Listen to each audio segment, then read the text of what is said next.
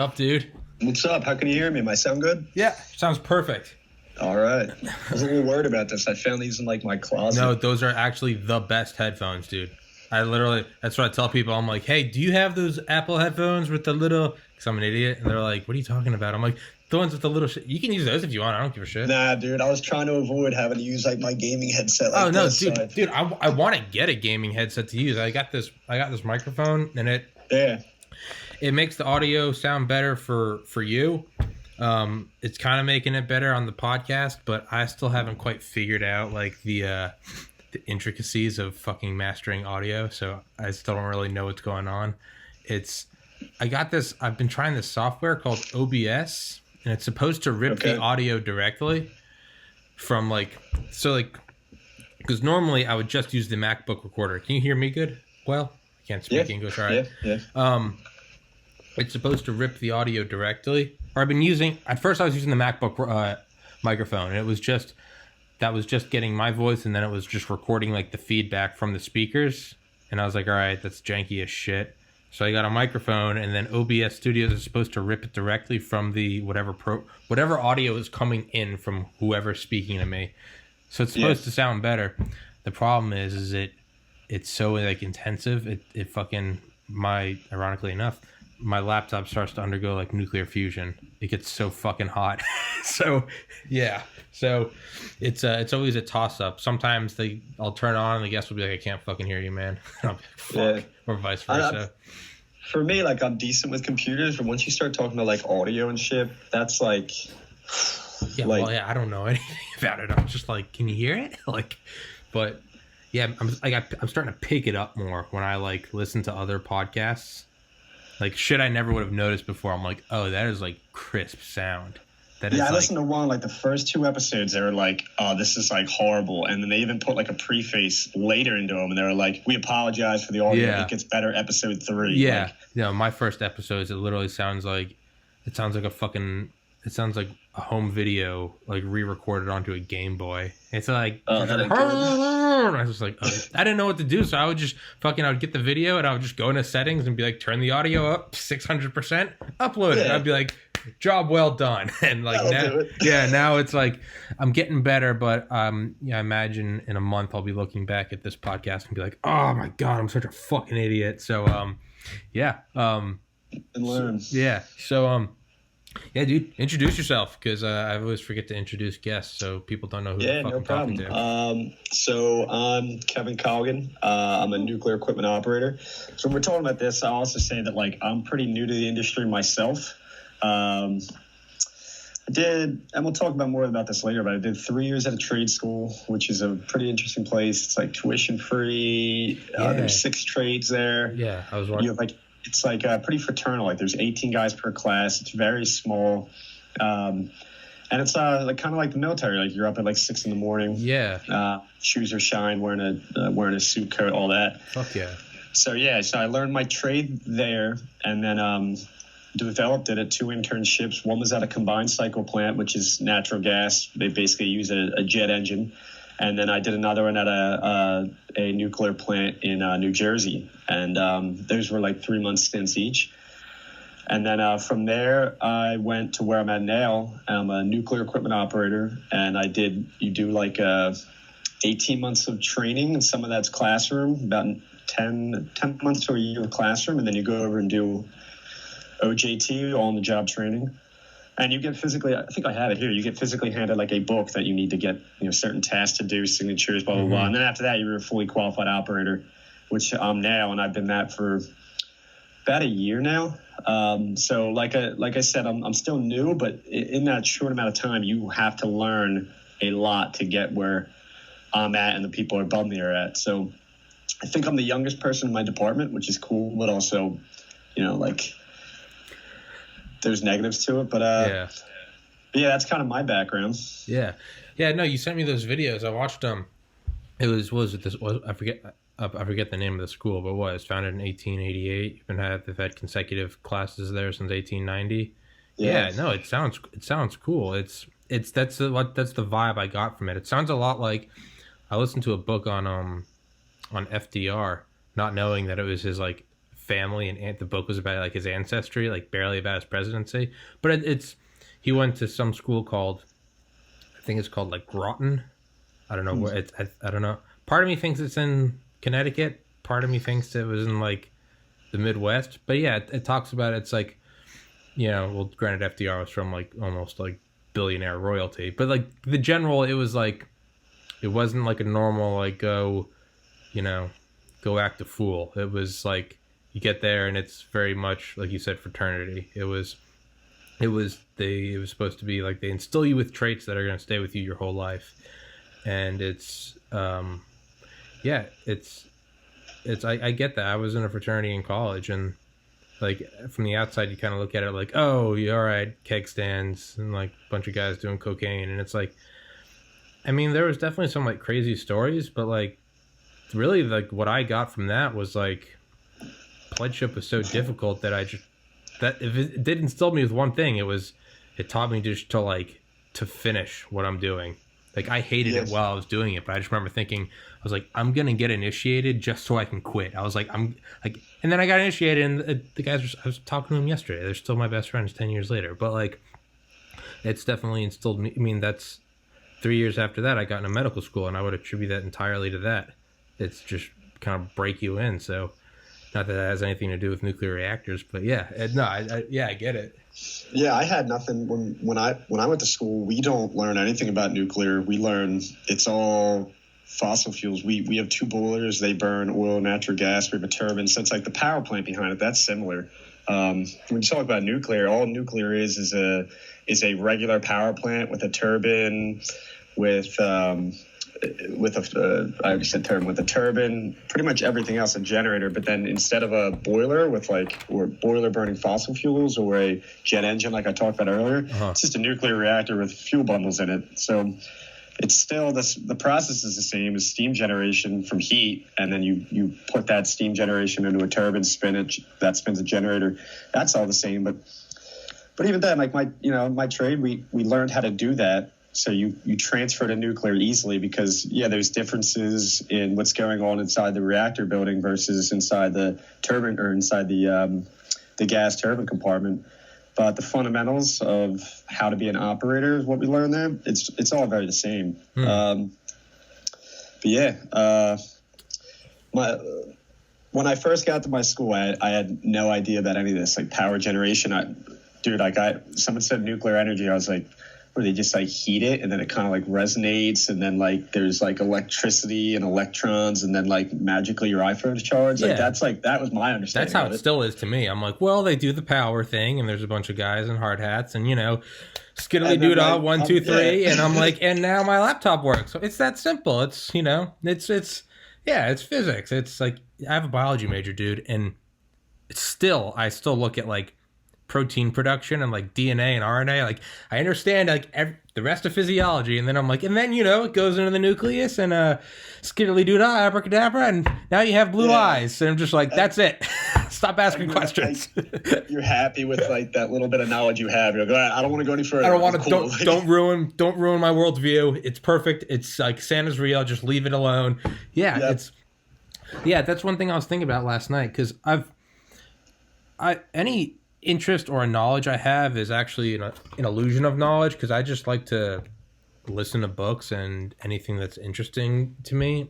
And there was a stint where I think it was after Chernobyl came out on like HBO last year. I watched that and I was like, yeah, RBMK reactors don't explode. But I was like, just the whole sort of the insanity of it all made me realize I was like, excuse me.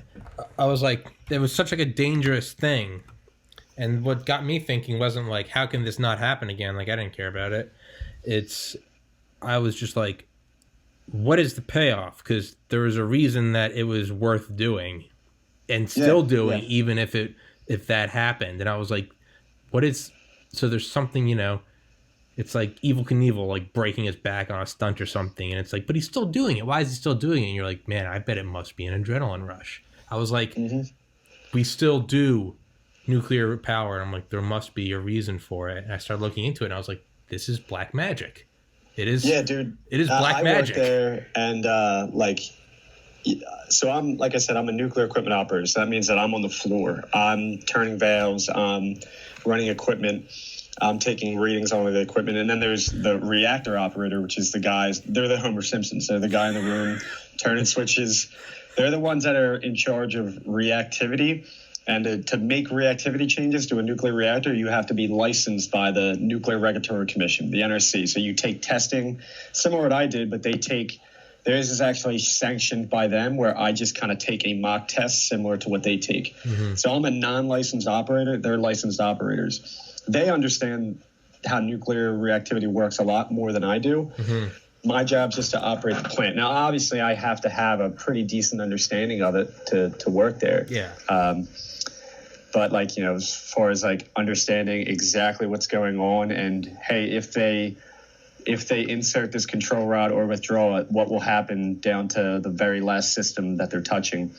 And we, like I said, we have a general knowledge of that too. But yeah, dude, that show Chernobyl, me and my girlfriend watched it, man, and I was getting like anxiety watching it, dude. It was like, yeah, it was like, dude, it's those guys in the room in the beginning wearing like the white lab coats, that's like, I mean, we don't look like cooks modern day, but like that's it. Like you're in a room and you just have this sun burning next to you, like 100 feet, man. Like it's just like it's like the power of the gods is right there, and it's just like flip it, like Akimov. Like I literally just like watched a clip of it like right before I started, and I was like, the reactor exploded. The core exploded, and I was just like, I was like, there's like a reason for it, and it just it does almost seem like this sort of like magic though. It's like we take this like rod and we put it in here, and it's gonna heat up. But ultimately at the same time, it's weird because as advanced as it is, it's still almost the most basic thing. Because ultimately we're just heating up water. Yeah, they have this shit down to a science, dude. Yeah. We have whole departments called reactor engineers, which can determine over the life of a core. So like the average life of your fuel is 6 years. Okay.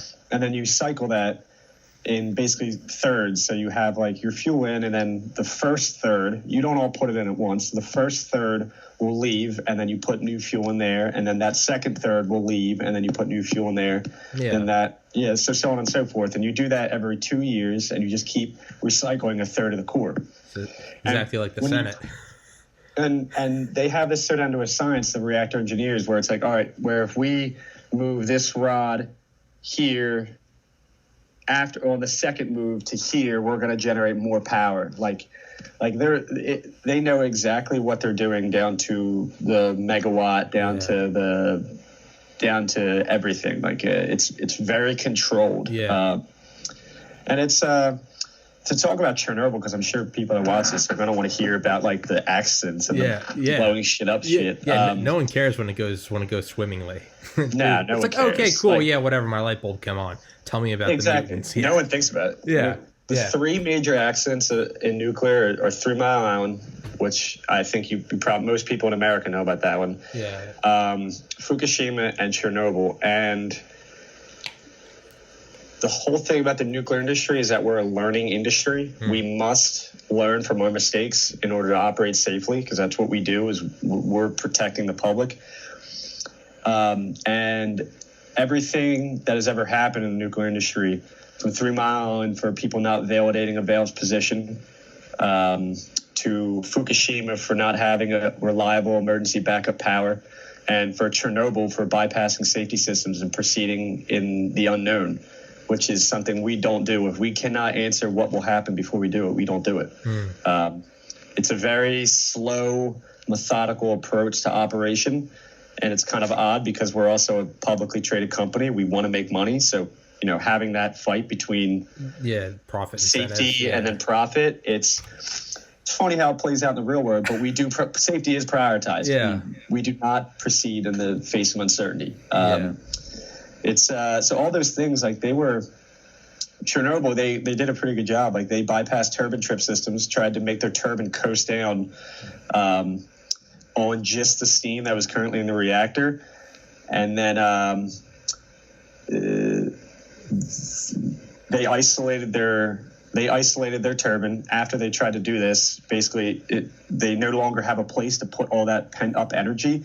And then this part I'm not exactly too good with, but whatever they were using for their moderator, like graphite, they had like tips on it or something. Yeah. So when as soon as they isolated, it built back up, and I think a chain reaction inside the reactor caused it to explode. Yeah. So it was really just them proceeding in the face of uncertainty and bypassing safety systems, which we do not do at all. And we have redundancies built in where if we do bypass one for testing, you have 3 more sitting there to back you up. Like we're very methodical. For Fukushima, it was they were doing okay. They got hit with like 9 consecutive tsunamis, which is like holy shit. Like we're not. It's like what do you want us to do at that point? But their problem was that their diesel, which all nuclear plants have diesel power for backup fuel. We have to be able to run our safety systems in the event that we have a loop, which is a loss of all-site power. We have to be able to make backup power to cool the reactor if we shut down. Their fuel tanks got physically washed away, so they they couldn't run their diesels, and it got to the point where people were literally bringing car batteries from the parking lot down to try to power stuff. And our response to that was that we had these things called Flex and B5B, which is like we can get within 24 hours, a nuclear plant can get all these backup pumps, diesel fuel flowed into our plants or driven in. And we also have stuff on site to cool in various ways. Like we never allow one thing to hurt us. Yeah. Like never allow it. So with what was it? Flex what? Flex and B5B. Yeah. They're both responses to accidents and mitigation strategies for like outside events that could hurt us, like tornadoes, stuff like that. Like if power lines go down. Yeah, it's about having an immediate like supply line. How is that affected right now, where supply lines are shut down? It's interesting because right now we're in a refueling outage, or we're going into one soon. And that thing I was talking about, like the core life gets shuffled. We're going into an outage, and so we have 2 units. One of them is down power. It's about to go down, and we have this coronavirus shit going around. So it's like everyone's like social distance, right? No more than groups of 10 people. We're about to turn into a city with 2,000 people. Yeah. And it's like, what are you doing? Like, we're talking about making operators stay over the plant, like sleep there. We're trying to social distance operators from the rest of the plant because ultimately, if we're not there, we can't run. They'll physically take our keys and say, no, you're not allowed anymore. Yeah. It's a challenging time for everybody. And like, that's above my pay grade to make the call. But dude, it's like everybody's uncertain and we're kind of just waiting for the first case to break out. Yeah. Well, it comes down to like, so I had on a physician yesterday and he was talking about like coronavirus and like, how they're treating it. And he's like, it's really not difficult to treat. He's like, it can be treated. He's like, it's the amount of people that need to be treated. It's almost like you could hold a penny. Hell, you could probably, you're a young guy, you could probably hold 100 pennies, right? So pennies aren't hard to hold. Can you hold 600 trillion? No, that will crush a fucking tank into a pancake. Okay. Yeah. Well, he's like, so we get to a point where we're like, he's like the unthinkable, but you get to a point where you're like, okay, now we have 2 incoming patients that just walked in side by side, both equally sick. One of them's 85 and has had 3 heart attacks, and one of them's 25. It's which one's probably going to live? Okay, what if they have equal probabilities of living? Okay, well now which one deserves to live? And it's like, that one got 8 decades. Like that guy still should get to live. So it gets to a point where it's like you start weighing, you just go to the extremes, and it's like, all like you have to remove, and not in a negative way so much as it's a tactical way. You have to remove. It's like how they say like surgeons should never know who they're operating on because they have to be compassionate doctors, which they are, but they also have to remove themselves from the situation and look at it as a car or like a bomb and be like, this is what I have to do right now. You can't think about, oh my God, I might lose my daughter. You have to be like, this is what I'm doing and this is going to save this person. It might not. So you have to almost remove the humanity from the situation in order to be humane on the whole. Yeah. All that said, tying it into like a nuclear power plant, I would imagine it gets to a point where it's like, which one is more dangerous, a nuclear power plant melting down or coronavirus? It's probably more dangerous to have this thing melt down. It's in my completely uneducated 30,000 foot armchair nuclear reactor officiating. I'd be like, all right, we're probably all going to get coronavirus. Probably a small percentage are going to die. That's a lot better than a nuclear meltdown. Because if a nuclear meltdown happens, now you got to clean it up, and everyone's still going to get coronavirus. Yeah. So it's like something like that. It's like we would never get to the point, like, even if all our guys got sick and, like, say we physically couldn't staff people, like, we would shut it down. We'd go into shutdown cooling. We would have people there that could run it, but it's in a shutdown state in a different opcon. So, like, our staffing requirements drop. Like, we would still ultimately take the most conservative decision, which would be to down power, to not produce electricity, and to protect the public. So but for right now, when I talk about that earlier, that safety versus profit thing, it's like someone has to make the call where are we at risk of infecting people? But then we have this tight pre-planned window that's been planned for 2 years to perform this refueling outage where, are we going to cancel it? You can't cancel it because we're losing money by the day. Like, we're down powered. We're making less than a third of what we previously were making. We're losing money day by day. Yeah. So it's interesting, but ultimately they'll do what the best intent is they'll find that middle ground, and they'll never compromise safety, but they'll find that middle ground where they can say, all right, we'll remove some things from the outage. We'll shorten it a little bit.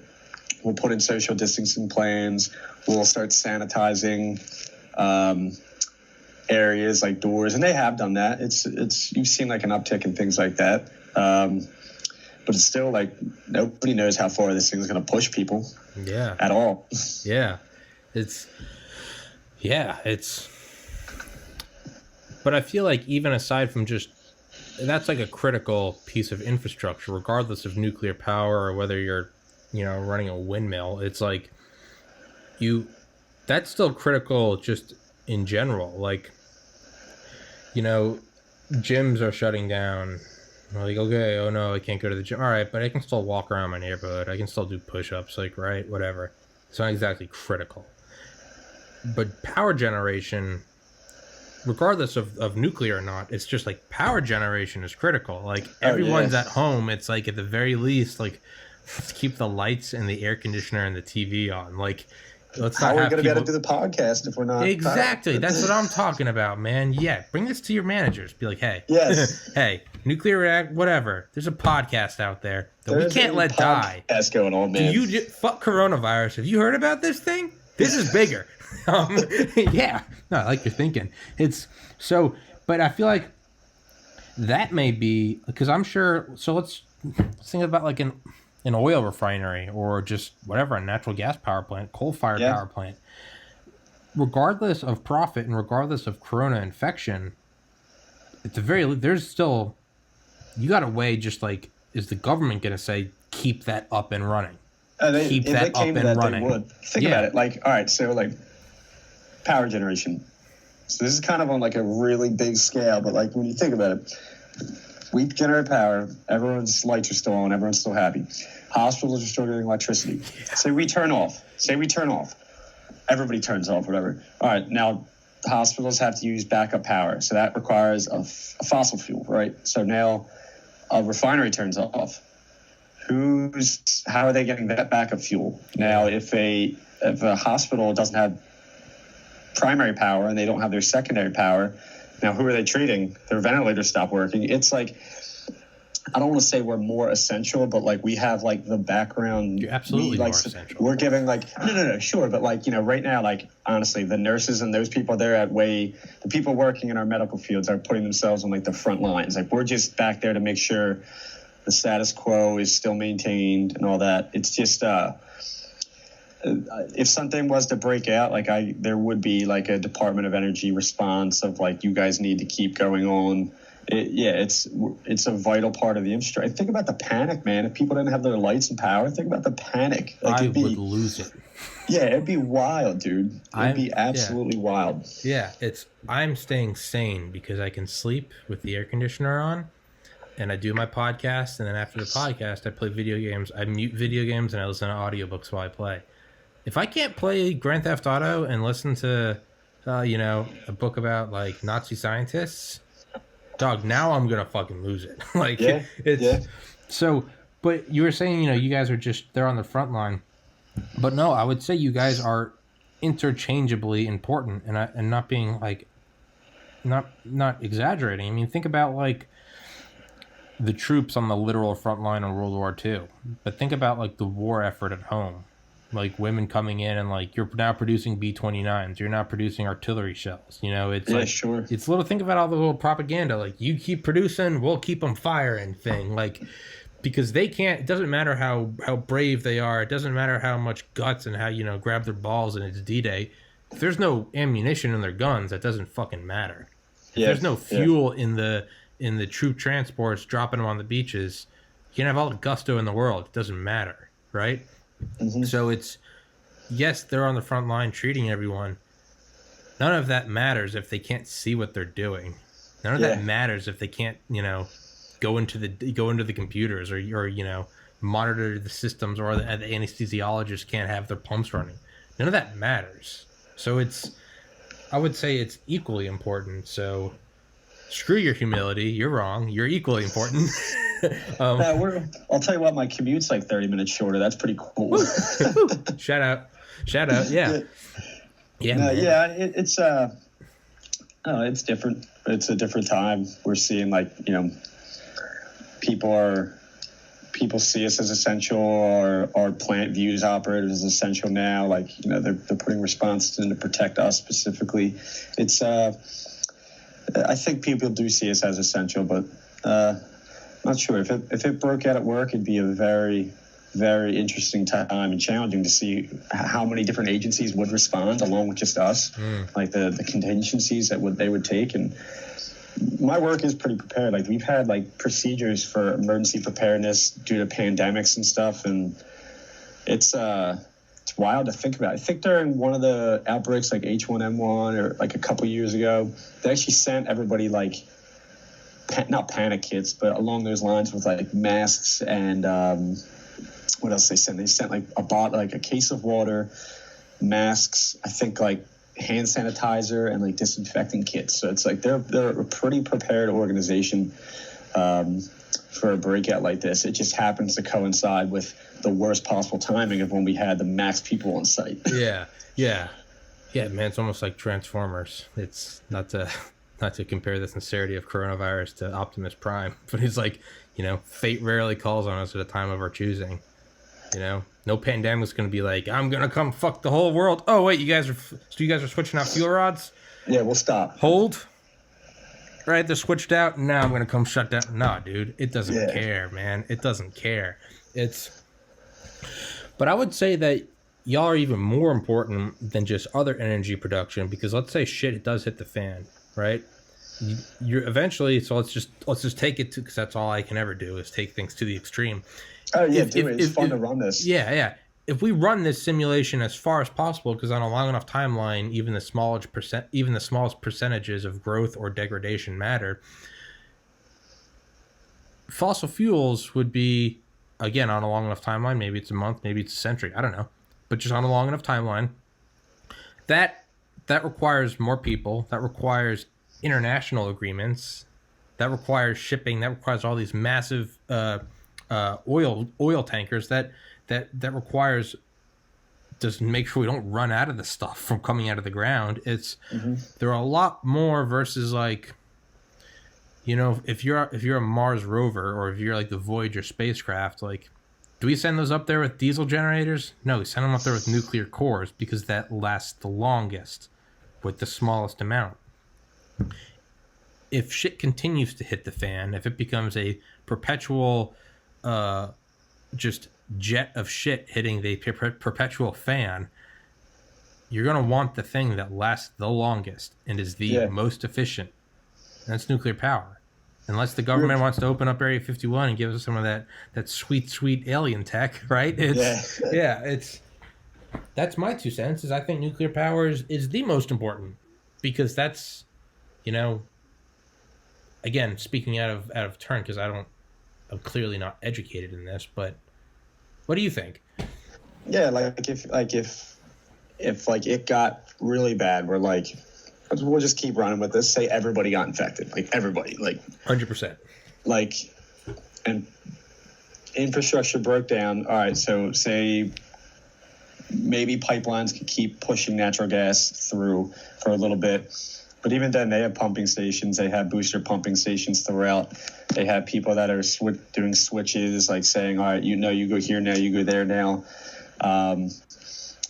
They still have a lot of infrastructure to get to where they're going. And then they also have the operators at the plant running all those things. So if any of those links in the chain break down, then that you would see power generation fall down. For a nuclear plant, if we get through this refueling outage and it keeps going, we would have another 2 years on the one unit and then another year on the other unit, while we could just continue making power with no intervention besides the operators on a daily basis. And it'd be, but even then, we still have transmission operators, which are the guys in the little substations you see around your neighborhoods. They're the guys opening up switches, saying, all right, no, there's a fault in this line, open up here, bypass it, go around there. There's still a lot of people involved in the process, from me at the plant to you charging your phone. There's a lot of links in each chain, but ultimately, if someone was looking at it, say, hey, we have X amount of manpower, and to staff a nuclear plant and then to staff electricity transmission, it might be easier to say, hey, let's put our limited resources ensuring that the transmission from the nuclear plant gets to the people's houses, instead of putting it behind the transfer of fuel to another plant. Yeah. If you ran it that way, it does make sense. Well, it absolutely does, because everything you just mentioned, sure, you got to have the guys come and, do the magic in the boxes, sprinkle the fairy dust, naturally. It's, a lot of people don't know that. It's actually gremlins and little fairies. But everyone that has to service those and maintain those, that's not something you can deny. Correct me if I'm wrong, but that problem applies to natural gas refineries as well, right? Because that's still just the actual transmission of power to the homes, whether it comes from literally an 1800s water wheel or nuclear power or anything in between. So that's they're all the same. Yeah, so that's a problem in itself, independent of power generation. Put all our eggs in the power that's not going to go out. It requires the least intervention, is the most efficient. And because you could theoretically, just taking it to the extreme, you could test everyone there, no one has COVID, lock it the fuck down, now no one can leave, none of you have COVID, we'll deliver food and water, you can, it'd be like a jail cell, you can, your significant others can come and talk to you through glass, but you guys are a power source, no one's infected, keep that thing going. So who knows, maybe we're gonna make a massive shift to nuclear energy. I would hope. It's people are scared of it though, which is stupid as shit. Yeah, it is. There's, to put it this way, who's gonna want to, if you're a senator or a congressman, if you sign for a nuclear power plant to be built in your area, then ultimately, the only thing you can get is backlash. A lot of these things that are already existing are 40, 20, 40, 60. There was a plant that just shut down in New Jersey, 60 years old. And it's who's going to sign it to build a new one? Well, guess what? You're going to get opposition from people. You might not get, there will be support, but it won't be nobody wants it in their backyard. I do. I'll take it. I don't give a shit. I'm a realist. Well, good. Yeah. But the majority of people are going to be I don't want this in my backyard. And you're going to get tons and tons of flack, where if you just say to build a natural gas plant, nobody's really going to care. Yeah. Nobody's really going to fight it that much. Yeah. It's I don't know. People get so bent out of shape about it, and they think nuclear waste, all this stuff, all bad. It's we emit zero carbon at our plant. Yeah. How many people can say that? Like, no one. Yeah, we kind of cheat. We have like boilers for heating steam for like the building, so we do a little bit, but like that doesn't really count. Yeah. It's just like it's like a boiler at a laundromat or somewhere, like just like that. Yeah, it's been the future since like the 50s, like the limitless power of the atom. You know, what does the atom hold in store? What's the famous quote from the 50s? It's too cheap to meter. It's the unlimited power of the atom. And it's kind of like when people will point to like, oh, it's like when a boomer points to like, oh, look, a Tesla self-driving car crashed again. And it's like, how many cars crash a day? Do they make the news? They make it the news if someone famous died.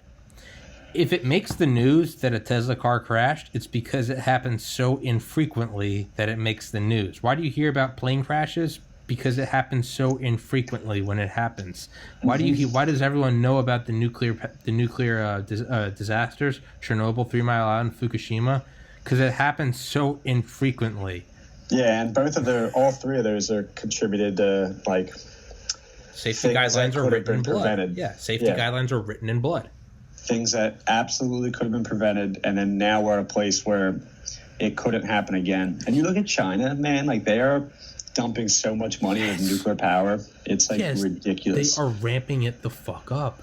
Yeah. Because it is, I mean, I was just going down some like mindless time suck on YouTube where you just click on the related video for like 11 hours and then you kind of come to, it's 3 a.m.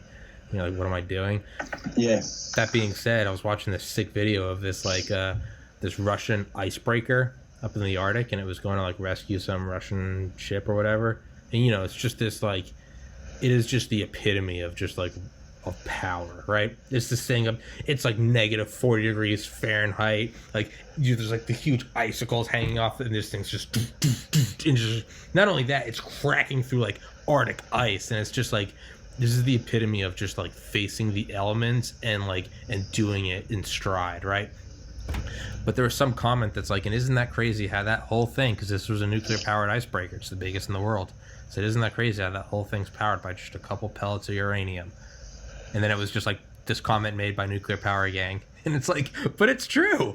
Think about it. It's like, look at aircraft carriers for the United States, man. But look where it matters. Yeah, and they're even crazier, like, because nuclear subs. A commercial plant is only allowed to have like enriched uranium and like a couple percent, where like the ones on aircraft carriers, and this is like the government steals our cool uranium. They have like up in the 90s, I think. I'm not ex-Navy. A lot of guys I work with are, but they have like highly enriched uranium, where they refuel every 20 years. Yes. And it's literally just, that thing could sail around the world for 20 years. Granted, with like food and stuff like that, all that, but they could just 20 years they're sailing around. The nuclear subs, The Navy doesn't have any accidents. They run pretty damn efficient. Yeah. They know what they're doing, and it's fine for the Navy to do it, but for us at home, apparently it's not. Yeah, it's like, look where it matters. Aircraft carriers, which is our mobile Air Force bases, right? That's the long dick of Uncle Sam, and nuclear submarines. The third leg of the nuclear triad that can stay underwater, avoid a first attack, and they are the most important part of our mutually assured destruction because they ensure a secondary attack because they can stay under 70% of the Earth's surface, stealthy, with 24 SLBM submarine-launched ballistic missiles, each one with 10 MIRVs, multiple independent reentry vehicles. Each one of those. Dude, I don't know, but I'm sure it sounds pretty cool. Yeah.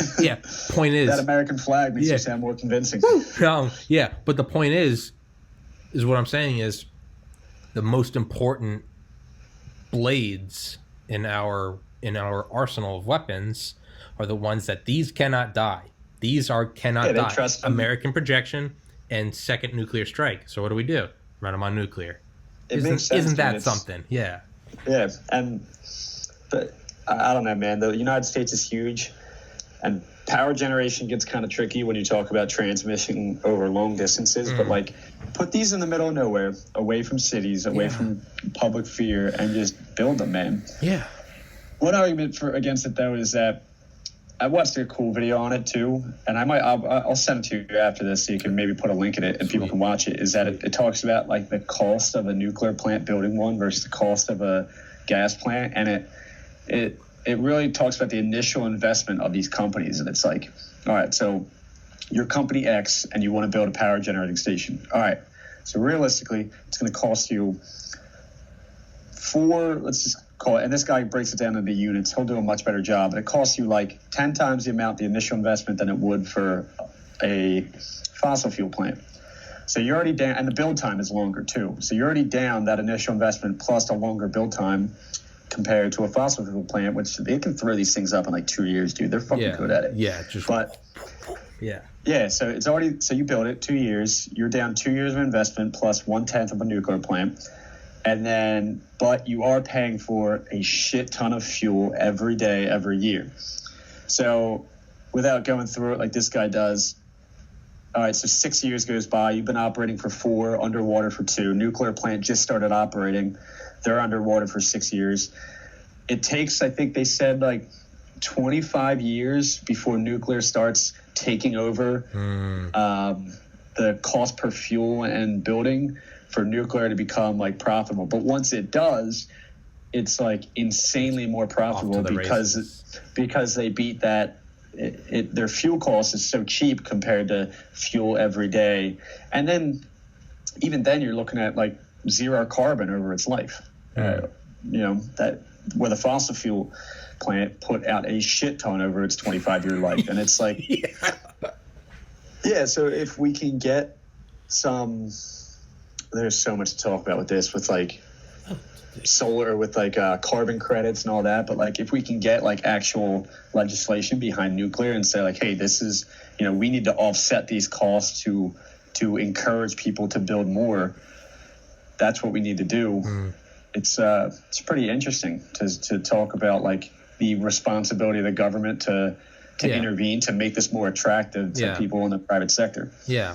That's what I was gonna say. As much as small government as I am, that's what I was gonna say. Was like, that they're gonna have to be the ones who lead the charge, because you're right. Yeah. Just looking at these private capitalists, these entrepreneurs, you can't. They speak in one language, and the language is bottom line. And if you're publicly traded, it's written into your bylaws.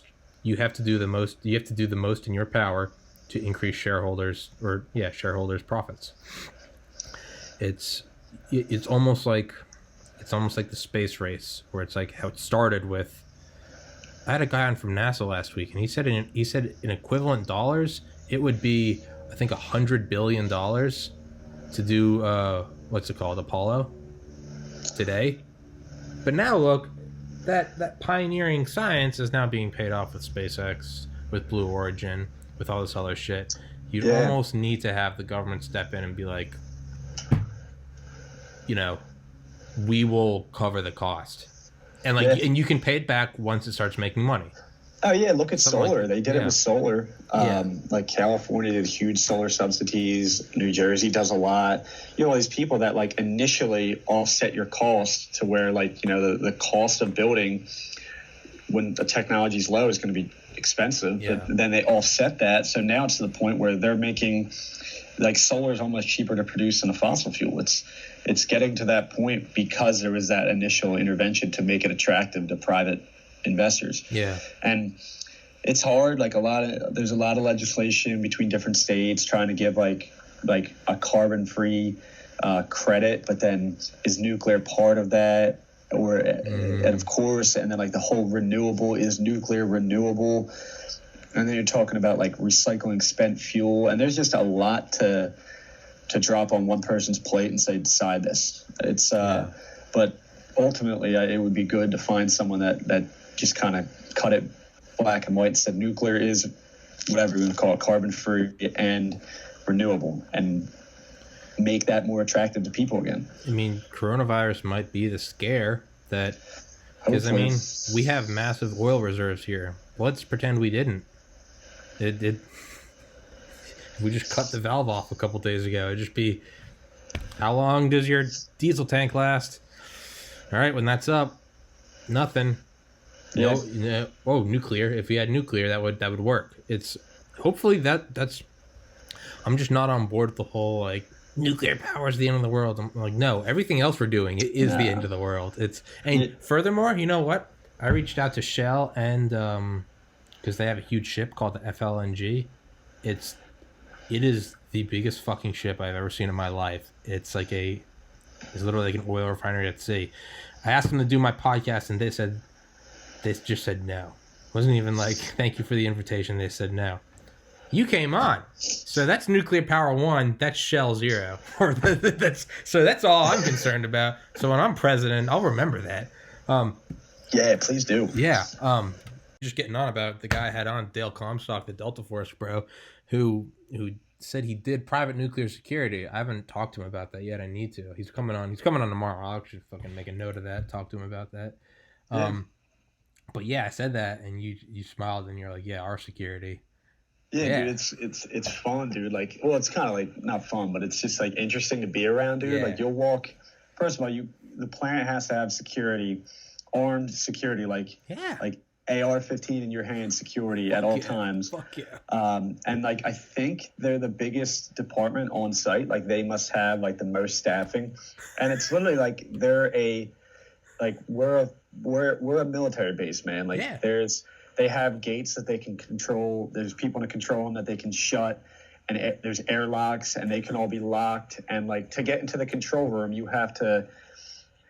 This would be wild, but first of all, when you come in the plant, it's like there's like 10-foot tall fences wrapped around barbed wire around. There's these things called BREs, which are like bullet resistant enclosures that are like 20 feet above those perimeter fences. And they have like gun ports, and there's two guys up there at one time, maybe one, I don't really know. And like they're just overwatching like the perimeter. Yeah. And then you walk in the plant, you go through. I sent you the video, and I don't know if you watched this part, but you have to go through a bomb sniffer. Okay. And then you put all your personal artifacts through an X-ray detector. It's like an airport, and then but without the bomb sniffer. And then you go through a metal detector. So it's like you have no metal on you. You demetal it.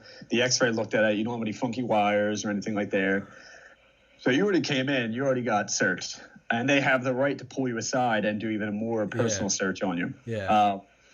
And then from there, you're wearing your badge, which is like your identification at all times. Like if you're walking in one of these plants, you don't have a badge, you'll get a gun pointed at you. But like that never happens. Like that will never happen. They wouldn't let you in to begin with. But like if it was to happen, and then you have to go in and put hand geometry. So like you put your hand up, and like it like there's like prongs, and it verifies the shape of your hand.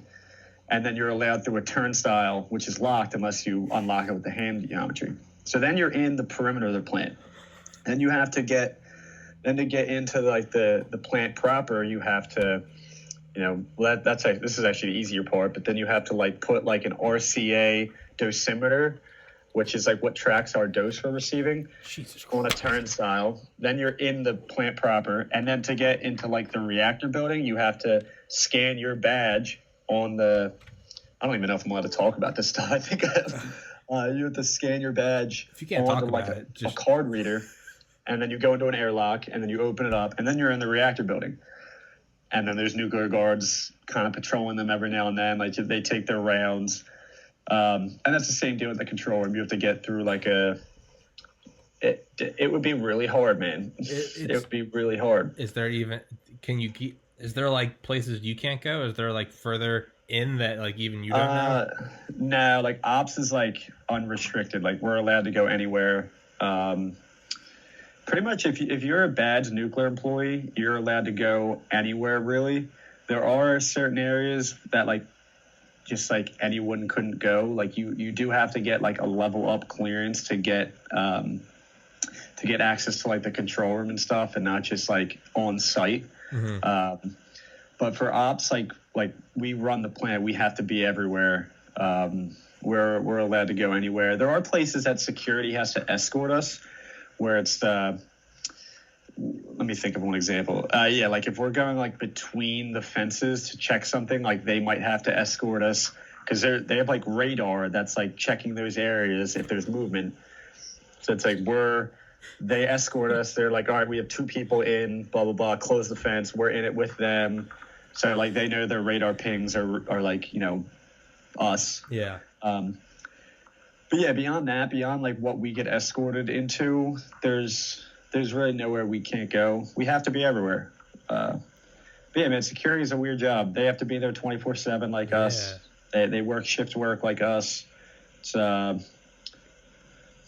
it seems like a cool job. Yeah. Like I mean, I guarantee it's boring. Like you're kind of just nobody's attacking you. Yeah. But dude, it's pretty cool. They have these like simulations where like they put in I don't even know if they use their real guns with blank rounds or if they use like laser tag basically, but like they have like simulations where there's like attack squad versus defense squad, and like they get in like firefights to practice like an invasion on the plant. Like they're prepared, motherfuckers. Like Jesus, that's fucking awesome.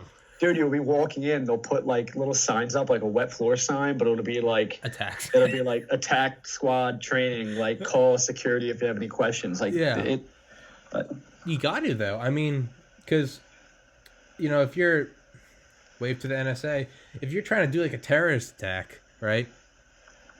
And you might not even be doing some like some like tier 1 extraction, like we got to remove the nuclear core. We're selling it to the highest bidder. Like, no. If you're just going in there and it's like, I just want to fuck some shit up, but I don't want to be your run-of-the-mill terrorist that kills a couple people. Like, I want to go down in history books as like, or even shit, very real would be like sabotage, Yeah. That's our biggest worry. Yeah, warfare. Go in and cause a nuclear disaster and make America look bad, or even just like, hey, if you're planning an invasion, cut out some of the power sources. Do you remember the thing, maybe when I talk about it you will, but Stuxnet or Stuxnet, I think. Stuxnet. Yeah, where we took out Iran. Where it was cybersecurity attack. Yeah. And it wasn't like anything physical, it was like all cybersecurity. It was a thumb drive. We went in and we jacked up their centrifuges. Yeah, like the nuclear industry's biggest fear is like insider. Like that's what we worry about is someone being an insider. So like we have to agent. When you first go, you get interviewed by a psychologist to get badged. So like a psychologist will interview you and determine, is this guy an at-risk employee? It's really rare for someone to fail. But like if you're an operator or a security guard or even anyone badged, you have to get regular psychological checkups every, I think, 5 years. And you also have to go and like get your hands scanned again and do all that stuff. But then there's things like you have critical group access. Like I'm allowed information that someone else isn't allowed, and I'm allowed to view things that someone else isn't allowed to view. And our biggest worry is that there would be a Stuxnet situation for us where someone comes in, they're a badged employee, they passed all their things, they're allowed unrestricted access to a nuclear power plant, and they bring in a flash drive, and maybe they're not even the guy, but maybe they don't even know, and they plug it into something, and then our control room, everything's looking fine for readings in the control room, but in the field, this thing's fucking whipping, and then, but the control room still thinks it's fine because their indications are fine. Like they're Ocean's 11. Yeah, like that's our field's biggest worry. And it's kind of interesting because like nuclear is kind of an older technology, at least in the United States. So it's like having like an older technology combating this like new threat, I guess, is like an interesting time. Like there's certain keys to open up panels that have to be physically controlled by a person at all times, or like locked away in a cabinet. And like as an operator, you have the qualifications to touch that key. There's all like sort of weird shit that goes on with like cybersecurity and defense measures and stuff. But it's that's like the real biggest threat. Because realistically, who's gonna roll in with a tank? Yeah. You just froze up. Kevin? Sorry, NSA. Jesus. Guys are always ruining. Oddly enough, the calls always do. I think it's like 5 for 5 now. In like the few episodes that at some point I've said, wave to the NSA, it always shuts down. Now, granted, nothing's happening, but I like to imagine that's happening. Well, I said tank rolling in a nuclear power plant, and then just boom. Yeah. It's like, all right, tank rolling in a nuclear power plant. Washington, D.C., coronavirus, warfare, attack on the White House. Were you good? We hit Anthrax, all the markers. 9/11, yeah. Abu bin Bajabi. All right, I think we're good. As long as they know, it's just like, hey, man, come on in, guys. It's like, I think it was when Rogan had on Bob Lazar at some point. No, when he had on Ed Snowden, he was like, at some point, he was like, they're doing it obviously through Skype. And yeah, I was about to say, I haven't seen that, but they obviously didn't do it live, did they? No. But at some point, like, I think young Jamie was like, no, just because he said, like, no, it said, like, I think Jamie accidentally joined the chat or something. But Rogan was like, oh, a third person just joined the chat. Snowden was like, hey, U.S. government, like, come on in. Like, but I wouldn't be surprised. I wouldn't be surprised at all. It's, yeah. Am I recording? Yeah, I'm recording. Yeah, man. But I was thinking, yeah, if you wanted to fuck some shit up, that's what you'd do. But even maybe you're not a lone terrorist. Maybe you're, nowadays, yeah. There's like, they do like credit checks on us to see like if we're, because think about it, like I'm a nuclear employee, I'm $200,000 in debt. Osama hands me a sack of shit with $400,000 in it and says, tell me some info, or like take this hard drive and plug it in. Like, you're an at-risk employee. Well, absolutely. That's Batman, the Dark Knight, right? Yeah. How'd they get oops.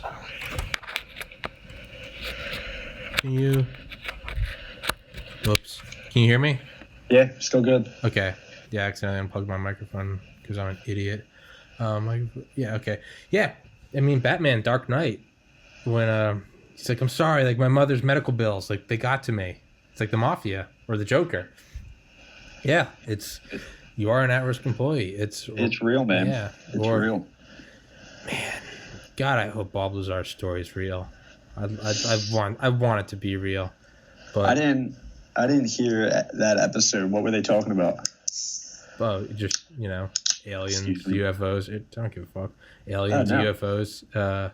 I got this new stuff, dude. I'm off for like 7 days. Like, we work like shift work. Yeah. So we have like long breaks. Yeah. It's supposed to be like a Michelob Ultra, but better. It tastes more like beer, less water. It's a St. Archer Gold.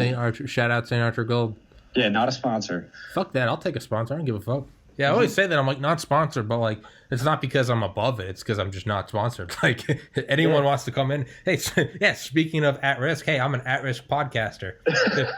Yeah, Communist Party of China. You guys want to sponsor me? I'll fucking switch this flag out tomorrow. Welcome to Tomicast. Yeah, it's if you wanted to fucking fuck some shit up, that's what you do. Is you'd fuck up a nuclear power plant. And it's probably not going to be some lone wolf motherfucker, because that lone wolf is he's either planning that far ahead to be an inside man, that if you're that smart to plan that far ahead, why would you not just, if you're that smart and that dedicated, you could probably also become a billionaire. Like, Yeah, dude, it's like, and it would like, you'd have to get a tank. You'd literally have to get a tank. Dude, even like one guy, like, say like someone did something and like made our turbine look like a false reading. Like, we have so many things, like redundancies built in where maybe they took out one of our systems, but like we have like 4 or 5 ECCS systems, which are like emergency core coolant systems, where these things, like, you should put this like video like in this podcast somewhere of like a simulated trip of a nuclear power plant. They can literally just walk away from the control panels and let it do its thing, and then it'll shut itself down and start all these pumps and emergency coolant systems automatically. Like, diesels will start automatically. Jesus. Like, dude, like, when we do, like, a diesel start, sometimes they'll do, like, under voltage testing where, like, they simulate the bus, which a bus in, like, electrical terms is, like, the carrier of the electricity. They'll simulate that bus dropping under voltage, which will automatically start a diesel and cut us off from the grid, and we're on our own now because that under voltage condition could be the grid failing. Like, dude, like, these things are so over designed, and then we have 8 fucking diesels. Like, we don't need 8 diesels, but we have backup to our backups. Like, dude, like, it would be, if you pulled this off, you got it. You deserved it. If you could pull it off, you deserve. But again, it's like, it's kind of like a catch-22. It's like, because if you were that dedicated and that it's smart and hardworking, then you can put that much effort into just, creating a company and retiring. It'd probably ease whatever manifesto you were writing, right? Get yourself a jacuzzi and some hookers. It'd be easier to take a bomb to New York Square than it would to do this. And it's just, there's no, our fence is too tall. Yeah, exactly. Yeah. So that being said, then it would definitely have to be a state sponsor, right? It wouldn't be a lone wolf. You would have to be state sponsored. Yeah, but even then, we got security. Yeah. We have defenses against valves being mispositioned. Like if I go turn a valve on a emergency cool corn system, then all right. So the whole thing is trust but verify. Mm-hmm. You're going to trust me, a qualified operator, to go turn that valve and position it the way that my piece of paper, my procedure tells me to turn it. Mm-hmm. All right. So you're trusting me that I did this correctly, and then you're going to get another guy, because it's on emergency core coolant system, to come in and independently verify that I did it correctly. And we're both signing off that we did it. So it's say some rogue was going around mispositioning valves, we're going to find it before something was to happen. It would take a massive undertaking and mass negligence also on our part for something like that to occur. It's we're put it this way too, we're a private company. If this was to happen, how bad is that for us? Exactly. That's what I was going to say. It's not this shouldn't happen. It's also it's my fucking business. Yeah, dude, you're fucking with my cash now. Nuclear power is so safe, dude. It's ridiculous how safe it is. And we've learned so much from operating.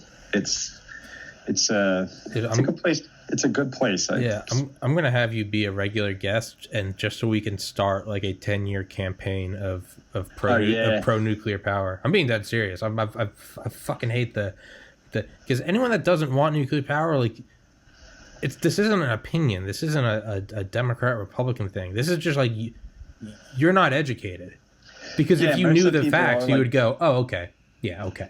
People talk about nuclear waste, and this is a good topic because people might want to hear about this. Spent fuel. One sec. I'm going to turn on my laptop fans because it's getting kind of hot. Let me know if it gets too loud. All right.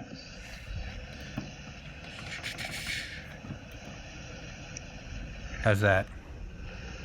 Couldn't even hear anything. Okay. Change. Beautiful. So for nuclear waste, people talk about that, and they're oh, the nuclear waste, they think we're just dumping it into the ocean, dumping it in the playgrounds, just but that's what people think, oh, we're just disposing of nuclear waste. All our fuel that we've ever used in our core over the lifetime of our core is on site with us. Yeah. It's something called ISFC, which is independent spent fuel storage isolation or something. I forget what it is, but it's in these huge concrete boxes with all the core bundles in it. I forget how many in it, maybe 6 in it, and they have air cooling, and they have a seal inside, so they're being cooled constantly. We monitor the temperatures on them. We have precautions that if one was to leak or something, it's still on our site. We didn't release anything. We would clean it up. It's not going anywhere. So all that spent fuel is in a very safe, protected, the security's protecting that area spot. And that goes for also all the nuclear plants that are currently running, is that they have the security, they have these ISFC pads protecting that nuclear waste. Then you go into things I'm a rad worker. I have radiation gloves on. I take them off. I drop them in a bucket. That's a low-level radioactive item. That just sits in a barrel until radiation protection determined that it's no longer radioactive, and then it's disposed of like regular waste. It's no longer radioactive. Then there is things like solids and stuff that we can't keep on site, but we can't dispose of. Like you can't just let it decay. And at that point, it's in a secure cask and it's disposed of underground. And there's guidelines for this in the United States, like where it must be at a certain depth. It must be under a certain level of radiation. Nothing is just done willy-nilly. We're not dumping it in the river next to your house. There is none of that. Yeah, it's not South Park where it's the sewer going out into the lake, and it's like the three-eyed fish. Like you should have more worry about like a chemical plant in a city than you should a nuclear plant. Absolutely, because Nobody's really cares about them. Like, they're sure they're being monitored every now and then, but your average nuclear plant, dude, we have so many government agencies and oversight committees coming in and looking at every nook and cranny every week that, like, we just do shit by the book. We do it 4-0, and we do it right. Yeah. And that's how it is. Like, which is why we're going to start our 10-year-long campaign to jack up nuclear power. But you have to do it. It's like when you said, like, it's kind of an old tech in the U.S., it just made me think, like, that is, like, not to get, like, a rage boner, because anyone can point out what's wrong in the world. That doesn't take a brain cell. It takes a brain cell to figure out how to fix it. But it's like the fact that nuclear power is, like, old-fashioned in the U.S., like, it's almost, like, infuriating. And it's like the future of, like nuclear power. It's literally like clean rooms and, like, guys in hazmat suits, and it's just, like, clean, silent. It's just, like, the future. And it's like, instead, it's like, but, it's like, what if we took that fucking same, like, that, like, capitalist drive of that you see at, like, because if you go to, like, a brand new, like, oil refinery or the Shell FLNG, that shit is, like, say what you will about the power and the fossil fuels, the technology is bleeding edge. It is the newest, most efficient. It's just the thing that we're doing with it isn't the newest, most efficient. Imagine if you took that same, just, like, bloodthirsty, like, drive that, because fucking guys at the helms of those corporations, I mean, they're fucking wolves. Like, it's that's the shit that leads to, like, invading Iraq, like Dick Cheney, Halliburton. What if we just took that and said, hey, eat your heart out, build nuclear? Yeah, man, like that thing I'm talking about, like the carbon tax and all that, like, make it competitive to build nuclear. Yes. And it's like, dude, you could have the Exxon Mobil of nuclear. Yeah, you could have it. Like, you could have it. What's gonna power Mars? It's gonna be nuclear. So we're not bringing propane tanks and propane accessories. We're not taking that to Mars, right? We're going solar and nuclear. Probably more nuclear, because if you have dust storms and you can't get your solar working, solar is cool. Like, wind's cool too, but, like, thing about nuclear is, like, we provide, like, the base load. It's the big. That's dick. it. It's the big dick of power. It's like, dude, I think we do, like, 20% of all the power in the United States. Like, hold on, I kind of want to fact check myself real quick. I'm pretty sure. Hold on, nuclear power percentage, or you would know it to. I don't know why I'm telling you. You know it to Google. Generation percentages. I think that'll get us there. Yeah. Power percentage, power production percentage. Ah, here we go. Perfect. No, that's definitely not it. All right. 69.420. What the fuck is this? Come on now, get me somewhere I can go to. Take your time, it's fine. It's there we go, 19.4. Yeah, 20%. So this is 2013, and they have coal at, like, 39 and natural gas like 27. I would almost guess that those have inverted, and the natural gas took over even more than that. And renewables is at 2.9, which definitely went up. Yeah. Or 12.9. My phone is cracked as shit, but 12.9. Yeah. So it's like, even if you have, like, renewables are great. I love them. Yeah, sure. We installed solar panels at my school my senior year, and it was, like, pretty cool. Yeah. But like you said, like, dust storms can happen. They can get dirty. I don't know if you guys know this, but the sun is not always up for 24 hours a day. Yeah. And the window isn't always blowing. Although, like, I'm not trying to point out the negatives in, like, renewables. I'm trying to show that, like, we can have these great renewables with a baseload of nuclear power, and then have this, like, carbon-free generated world that is it's just clean, and like, we don't have to worry about power if we invest in these fossil fuel-free technologies. Yeah, nuclear can be the training wheels, and solar and windmill and geothermal, that can be the kid trying out the bike. It's like, sure, let's try out these awesome, these green, like, planet-friendly things.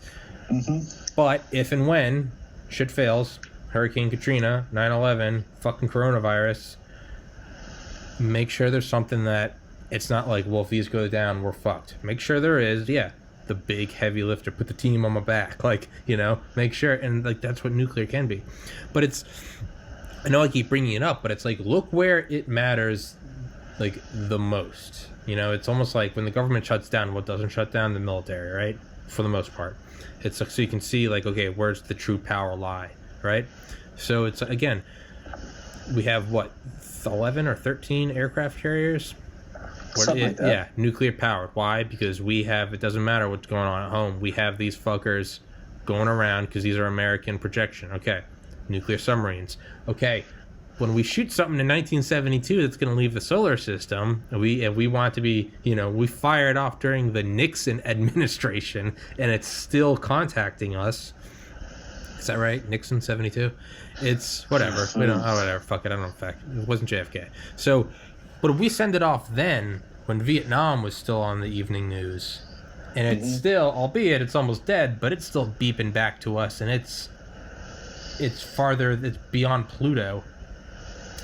So all these things, aircraft carriers, nuclear submarines, spacecraft probes, and even the shit on Mars, the rovers on Mars, right? I don't think those are nuclear powered. I think they have some. Probably, dude. Your smoke detectors are nuclear powered. Yeah. It's, what is it a mercurium, or is it something like that? They have like a little nuclear cell in them, yeah, which keeps them running for lifetimes. Yeah. But the point I'm getting at is so look where the power lies. Literally, look where the literal power lies when you have stuff that cannot shut down and needs to run forever on the minimum amount of physical mass. It's nuclear across the board. Yeah, man, it's crazy because like us and France probably are the most experienced nuclear operators. Like France, like runs their country like mostly on nuclear power, and they're pretty cool. They have like, shout out France. Every reactor in France is designed the same, so it's like if you're a licensed operator there, you can go work at another plant because you don't have to learn anything new. Like if I was to go from my plant and work on something with a different design, I would have to relearn. I would have to physically go through that training process again to be qualified to work there. So, but even then, like it pretty much all be the same. It'd kind of just be running through the motions and making sure I'm getting the qualification process. But like France and the United States, like we're the most experienced in doing it, and it's odd to not see us, taking advantage of that experience. Yeah, it does. Like they're almost at like, and like not a conspiracy at all, but like realistic. Like there has to be a reason why we're not. And I don't think it's public it's just backlash. Like money, fossil fuel money, dude. It's cheaper. Yeah, I was going to say, I don't think it's public backlash because as much as like the public might not want nuclear power, when someone in power really wants something, we don't give a fuck. Yeah, we're building this new bomb. We're building these new stealth bombers. We're doing that. We're going to go drill here. We don't give a fuck. At the end of the day, the protesting hippies get bulldozed, and that's just the reality. Like it or not, that's what happens. So there has to be a reason why we're not doing it. And yeah, it's that sweet fossil fuel money. But nuclear money can be that and more, and with no dependence on anyone else. Do you think that there has to be a government incentive for it to happen? Because it almost seems like if someone could just kickstart it, it's like fire and forget. It's like if we could just make it financially appetizing to start nuclear power plants en masse. I feel like it could almost go on its own. What do you think? Do you think that's the way to go? Yeah, we talked about this earlier. There has to be a reason there has to be an incentive where building a fossil fuel plant will no longer be financially appetizing, where it's like, all right, I'm going to have to pay a tax every year, or every like gallon of fuel I buy, I'm going to have to pay a tax on that. At that point, it's like, well, why would I want to do that? And then you also, you could do it both ways. You could put a tax on just buying a fuel, and then you could put a tax on emitting NOx, like nitrous oxides, like sulfurs. You could put a tax on that too. What if a lot of places have especially during Obama's administration, there was restrictions on the emissions that you could put out of a power plant. And a lot of these places just started adopted like scrubbers, which basically clean the air prior to it leaving your emissions or your site, basically. and that costs them a lot of money. They have to put chemicals in and like ammonias and stuff to kill off these chemicals, and that costs them money. But even that, like, you still didn't make them defer from doing what they're doing. You just added a little bit of cost, and it's still more profitable to do that than stopping. And you can't just immediately like throw up the flag and say, you guys are done, that's it. Like, you have to wean them off it. But like, I haven't seen anything nationally that, besides what Obama did, he kind of tried to do that slowly, but you have to stop. You have to make them stop somehow. So is the move not taxing those so much as, because it seems like that we always just find a way around it. It's like I think Doug Trussell, comedian, was like, you can only put up so many barriers, but he's like a monkey with a Rubik's Cube, like, we'll figure it out. It took 200 years to figure out how to buy off like senators, but we figured it out. It's like, whether it's moving stuff offshore or paying off inspectors or finding loopholes with the scrubbers, like, we'll find a way. So it almost seems like the way isn't to jack up taxes on those so much as it's to just like don't tax those and not tax nuclear. Literally make it like, almost like a federal matching program. Like, they'll match you dollar for dollar because that will do it. You can tax something so long, but eventually it's like those luxury taxes, I think, in the MLB, where you have to pay above a certain cap. They still do it. Yeah, Yankees are just like, I don't give a fuck. Like, I'll pay that because if it means I can sign A-Rod for another 10 years, I don't give a fuck. It seems like that's not the way, so much as it's like, all right, you don't pay taxes for a decade if you build this nuclear power plant or something. Yeah, there's things like energy. Certain states have introduced like energy credits, where it's like if you're a zero carbon emitting energy producer, then you get a credit. Basically, like when you sell a megawatt, you'll get additional money for not producing it with carbon. Like there's a way to go with that, and then it's maybe you're not as competitive to build, but with the energy credit, your price per megawatt just increased, and your cost per megawatt is cheaper than a gas plant because they're getting the energy credit. Like, there is things like that, and then they're incentivized to build renewables because that's what's making more money. There has to be something to give people the incentive to do that. Yeah. There does. Yeah. And not only that, I mean, I'm just, you'd have to, because I'm more of the, like, don't punish someone for doing this so much as reward that. Don't be like, you dipshit. Yeah. Don't be like, you dipshit, you failed your OChem test. Be like, yo, if you get a B+ on your OChem test, like, I'll buy the beer this weekend. That's how you get people to be like, okay, how the fuck do I get a B+? As opposed to, like, I don't want them to punch me in the dick if I get a D, right? It's like, how do we dump incentive onto nuclear? I don't know. It's complicated. It's like state by state, it's different. Like, for power generation, at least, it's really controlled by the state and not the federal level. So it's like each state will have a governing body which controls their transmission sales, basically. Like, there's all these interconnections that a plant will kind of sell their electricity to that interconnection or give it to them, and then they distribute it, and then they pay that interconnection, and then by that you're paid back. Like, it's very, dude, the energy, how energy is sold, transmitted, and created is like a web.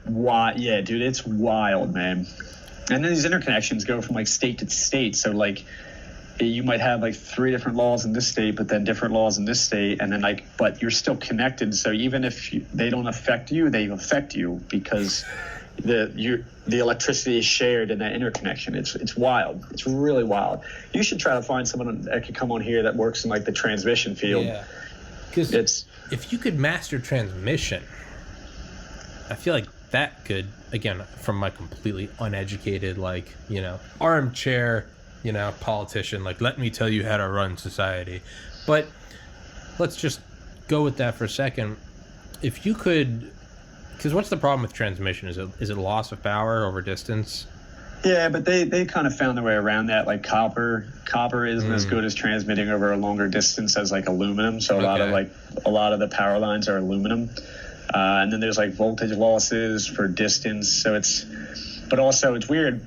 If you jack up the voltage and lower the amps, transmission losses diminish. But it's difficult. It's transmission isn't really the problem. Like we're pretty fucking good at that. Like we're connected to Canada through grids. Okay. So that's not the problem, right? Yeah, the problem isn't like the transmission of it. It's like the people saying, "All right, well, where's my money?" That's the problem of it. There's a lot of problems, and it's like the states wanting their control over it, and the states giving credits to these people but not these people, and then who falls under this blanket, not that blanket. And like you're saying, like the argument of, do we reward or do we diminish? Like there's a lot to be figured out on how to reward certain generation or how not to harm. There's a lot going on and a lot to be figured out still. So I always plug it because it's my favorite book, Raven Rock by Garrett Graff. It's all about nuclear bunkers from like FDR till present day, and like the massive relocation arc and how insane these things are. I mean, everyone knows about like NORAD and Mount Weather. Yeah. There's hundreds. I didn't know that. There are hundreds. They call it the relocation arc because it's just a swath from like 5 to 100 miles out from DC in this big like C shape. So it's anywhere you are, you can duck down.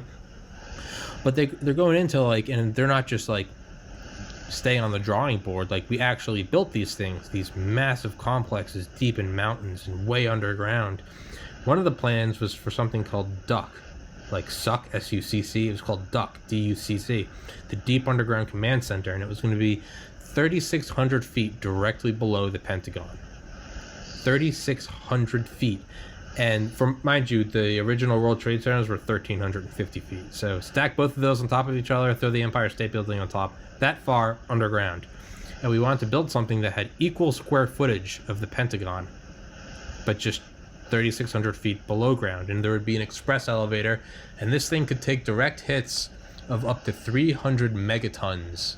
The biggest nuclear bomb ever exploded was the Tsar bomb by 56 megatons.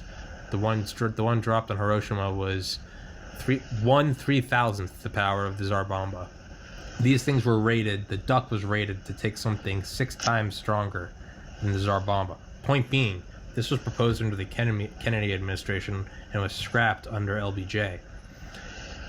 All that leading up to this. So if we had these things like planned out and drawn out and designed to do in a feasible time, in a realistic time frame, what if you took something like that and you put it somewhere like in the Great Plains and just dropped it a mile down, and you just built the biggest fucking nuclear power plant in that anyone could imagine, and literally put it in such a place that if you can protect it from nuclear blasts, that means you can also you can make it so isolated that nothing's going to seep out if shit goes wrong.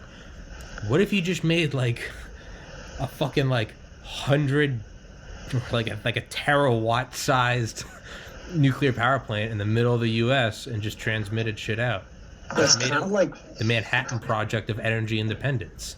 So like, I don't want to say that's where they're going, because like when people talk about the future of nuclear, it's they're going smaller, and they're building these things or they're researching these things called small modular reactors, and it's they're basically the idea is that you can build these things anywhere. They're very small.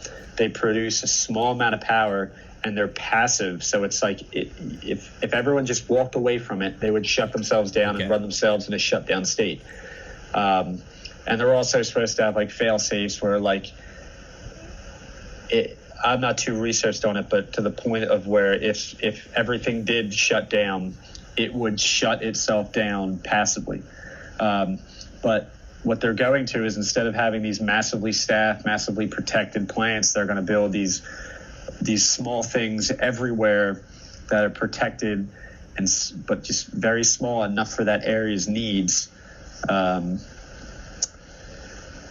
And I really think that's where it will go. And then they'll be a lot cheaper too. Like this tech I was talking about, how it's so old. If you're building like that old tech now, like it is going to be expensive. But if you're building these small things that are cheaper, don't require as much staff, they can become a lot more competitive. And then once they build a few of them, they'll become a lot better at it and it'll be cheaper. That's where I think it will go, is in the future with these small modular reactors. Now, what about security around those, though? They'll still have security and they'll still be fenced in. You'll still have to do the same things. As far as I know, you'll still have to do the same things that I do to get into them. Yeah. But just like, dude, like a plant can have anywhere between like 400 and 800 people on site at once, like staffing there all the time. Like these things you'd be talking about like less than 100. Yeah. And that also brings your cost down. Brings it down big time. Is the power... Is it going to produce? So let's say you have 500 at a big. Let's say you have 1,000 at a big plant, and you have 100 at one of these little plants. So 10%. Does it produce 10% of the power, or is it way less than that? Like, what's the efficiency? Are these things only producing 1% of the relative power? Let's look it up. Yeah. SMR power generation. Because so these things, like, let's say like a regular nuclear plant makes like 1,200 megawatts. Okay. Some larger, and this is just from Wikipedia, some larger SMRs require significant more on-site construction, such as the 440 megawatt electric 3-loop Rolls-Royce SMR, which targets a 500-day construction time. That's small. That's a very small construction time for a 440 megawatt electric plant. So that's a really short, like I just said, that's a really short amount of time. And 440 megawatts, that's no small plant. Yeah. Now, as far as like the staffing for that, I'm not exactly sure, but if you can build these things quickly, have less staffing, and still produce a good amount of electricity, and then just have a bunch of them, that's where it should be going, instead of having these huge staffing needs and these. That's really what it comes down to, is staffing too. But get this construction time down. That could be more. That could make it more attractive. Now, would you start to get almost like an economies, if we go back to my stupid mega plant, right? Could you get to like a point where does the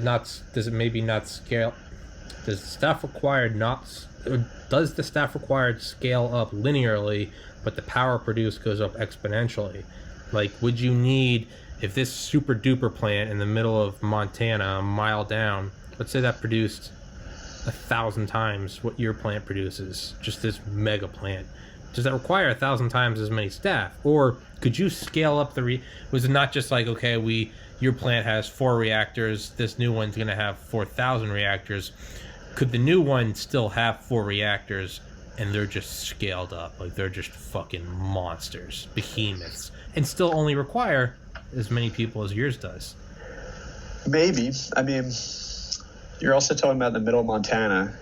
Think about this, there's not that many power users in the middle of Montana. Well, this is where it would be transmitted across the United States. And then you would have losses throughout the transmission and distance. Like these SMRs, they're around, you could put them around populations closer. Yeah. You wouldn't need as many staffing. If you scaled it up to like what you're talking about, and like the construction cost of that would be literally massive. It'd be like $1 trillion. Yeah, like literally massive. And then you're also relying on one plant, or I guess 4 plants, one location. Like that's a risk in and of itself if you think about it. Yeah. So I don't know if like centralizing something like that would be attractive, where if you can make it the individual builder with a small build time, small staffing requirements, that seems a little bit more, to me, I could be wrong, but that seems more attractive than having this gigantic mega project in the middle of nowhere. Yeah. That to me would be the more attractive option. Yeah. Yeah. My argument for my super big stupid plant would be, it would be designed in the same way that we were planning on designing something like NORAD or Mount Weather, where it's like, it's a singular location, but it's like, it's a singular location that can literally take direct hits from nukes. Like, it's one link in the chain, but this chain's made out of goddamn diamonds. Like, you know, it's that would have to be like a government sponsored. Oh yeah, that's what it would plane. be. That's what it would be. It would, but again, if you can't tell, that's also just like my draw to like the fantastic. Like, it has to be the biggest ever. Like the grand. Yeah, it's literally like delusion. Like, that's why I'm not in charge of nuclear power. My only thing is, like, if there are smaller nuclear power plants, I feel like that would be easier. So let's just look at it from a warfare tactic. If I simultaneously hit 10 of these things all over the country, say I'm China or Russia, imagine 10 of these getting hit at once, all the alarms coming up. Oh fuck, this is all happening now. Yeah. You can't send a massive response team because there's 10 of them. If, you know, I go barging into your place rolling tanks, well, I'm going to be met with tanks in a short period of time. What about that? If there's hundreds of these little guys all around the country. I don't know. I feel like at that point we got bigger problems. Probably. But, yeah, like if there's tanks, it's probably bigger might problems. Have a it's probably bigger problem in securing the nation. It's probably like, hey man, go underground to these deep underground command centers, because if that's happening, sky's falling. Yeah. I don't know. It's the idea of like they have the science down to where like they can just step away from the controls and it shuts itself down. Because that's not how it's always been, right? What? That's not how it's always been, right? No, like even like I said, my plant, we could walk away from the controls, something could happen. It'll scram, which is like a term for rods insert. We have our moderator in place. We're down to like 2% power, but we still have to do certain things to maintain that decay heat from building. But for like in a day, it'll keep running itself. But if you want to talk about like in a year, will it keep running itself? I don't know. These new plants, these SMRs, are supposed to be where like if literally everyone died, they would just shut down and there could be no reaction. That's awesome. So those definitely went out versus my mega. Yeah, your mega plant, I would be scared. I wouldn't want to be the one who's building that either, because you also have to think that that's like a one of a kind thing that there's like no precedent for. Yeah, like you can't get it wrong. You can literally get no part of it wrong. You can't learn on the job. Yeah, like this, like these things are like supposed to be scalable. Like they're supposed to be okay. Like we found our inefficiencies, we fixed them, we figured out how to build them cheaper, and we found out how to staff them lower. Like I think that's the beauty behind them, is that they're the build time, the staffing needs are just getting smaller, and they can, you have an opportunity to learn from your mistakes, because it doesn't cost that huge amount of money to build it the first time, and then you're like, oh shit, we did it backwards. Like it's almost like if you could get like nuclear power plants to like almost like franchising, like McDonald's, it'd be like, this is how it's done. This is how it's been done 10,000 times. This is what we've learned. To you, Kevin. Anyway, dude. So, what is the future of nuclear power? Do you know anything about that? And is it nuclear fusion as opposed to fission or cold there's fusion? like, I'm having someone come on to talk about fusion next week. I'm not going to pretend I know really anything about that, but like I know there is a lot of research going into it, and I think from what I know, the biggest holdback that we have on that isn't the nuclear technology, because I'm sure we could run a simulation and do it perfectly. But from what I know, it's the material science being able to withstand, like we do not have the materials developed to be able to withstand that heat in that amount of small space. Yeah. Like that, from what I know, that's the holdback. Is that like you have to literally control like a sun in like a 2x2 cube and keep it there, and then have everything around it withstand that amount of heat and pressure. That's from what I know, that's the challenge of it. But I mean, we invented the telephone when, and then we sent someone to the moon. How much longer later? Like it's a matter of time. You never know. I mean, could I say that's the future? It could be. Maybe if we develop it, but for like right now and like the next 10 years, the future is these SMRs that I'm talking about. Like, Okay. there are already plans developed for. I looked it up on a break. Like Rolls-Royce has that one I was talking about, that 441. I looked into the Tennessee Valley Authority, which is Tennessee's, I guess, like state electric department. Apparently was approved for a SMR in their area. So like as where it's going right now, it should be these small modular reactors with low build costs and low staffing requirements. But in the future, dude, I don't really know any businesses that are doing it, but I know that they are for fusion technology. Yeah. It's that would be really fucking interesting. Yeah. I don't know if I'd want to work there. Yeah. Yeah. Well, that's the thing is, like, if one of those goes wrong, it's just like, what is that? That's going to turn into a sun, right? That's just gonna eat the world. Like, we have like all these safety systems, but like I don't know, they would have to design safety systems for them and like how to properly shut them down. Yeah. And do it. Like it's a whole like, dude, like proof of concept and then like proof of continued operation are like different things, like very different things. You'd almost want that like constructed on Mars. Yeah. Like, I don't know if I want that. That's one thing where I'd be like, I don't want that in my backyard. I don't want that on my planet because, like, what happens when that thing fucks up, right? Dude, like you know, like the Hadron Collider that they have in where is it, Switzerland or whatever, Sweden? Yeah. Yeah, like that CERN. thing. Like I remember people were saying like when that thing was first developed, they're like, well, what if you make a black hole? Like. Oh yeah. Yeah. Do you remember? Do you remember that guy that broke in? A black hole. Do you remember that guy that broke in? Someone broke in like right when it was made. And he was dressed like a fucking like comic book character or something. I'm probably getting this wrong, but I think he had on like leather wings, like goggles, and like a pink skirt or something. He was like, "I'm from the future." He's like, "Shut it down." I think he was just like a paranoid schizophrenic or something. But like, it was the ultimate just a prank, bro. But yeah, I remember right when it came out, it was someone went in there like, "I'm from the future. Please, don't build this." Yeah. Oh, dude. Well, what if he was from the future? I guess we won't know. Yeah, we just locked him away, and he's like our times, like Galileo or like Einstein. Like the future will not smile upon us. Far behead genius in the past, trying to warn us of all them electrons colliding, and we threw him in a jail cell and told him he's crazy. We called him crazy. They called me a madman. Yeah, dude. I remember I was in like high school. And like we were working over the summer and we were learning about this and we were like, fuck, is this going to create black holes? And it was just like, we're like, let's just not think about it. Like that was our tactic. It was just... Yeah, they know what they're doing. You got to trust the people that are operating it and doing it in science and then proof of concept. Yeah. They know what they're doing. Yeah. I hope. And if they don't, no one does. Like if they don't know, no one does. It's... Yeah. Yeah, it's...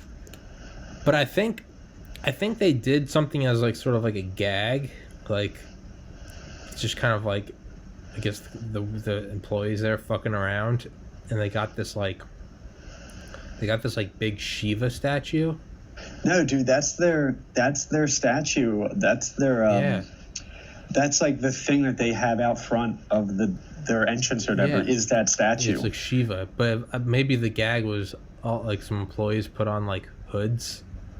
Did you see that? This was back in like 2012 or 2013. They all put on hoods and had like candles around at night. And I think it was probably just like them fucking around.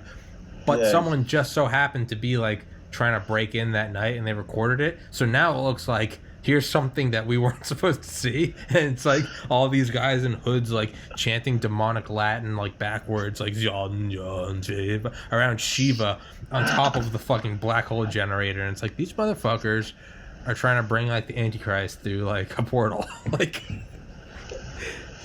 oh, dude, yeah, it's I don't know. It's all like crazy science. It's like, what is this bringing us to? Like, what are they really figuring out there? Yeah, like, you know, like I don't know. Yeah. I have no idea.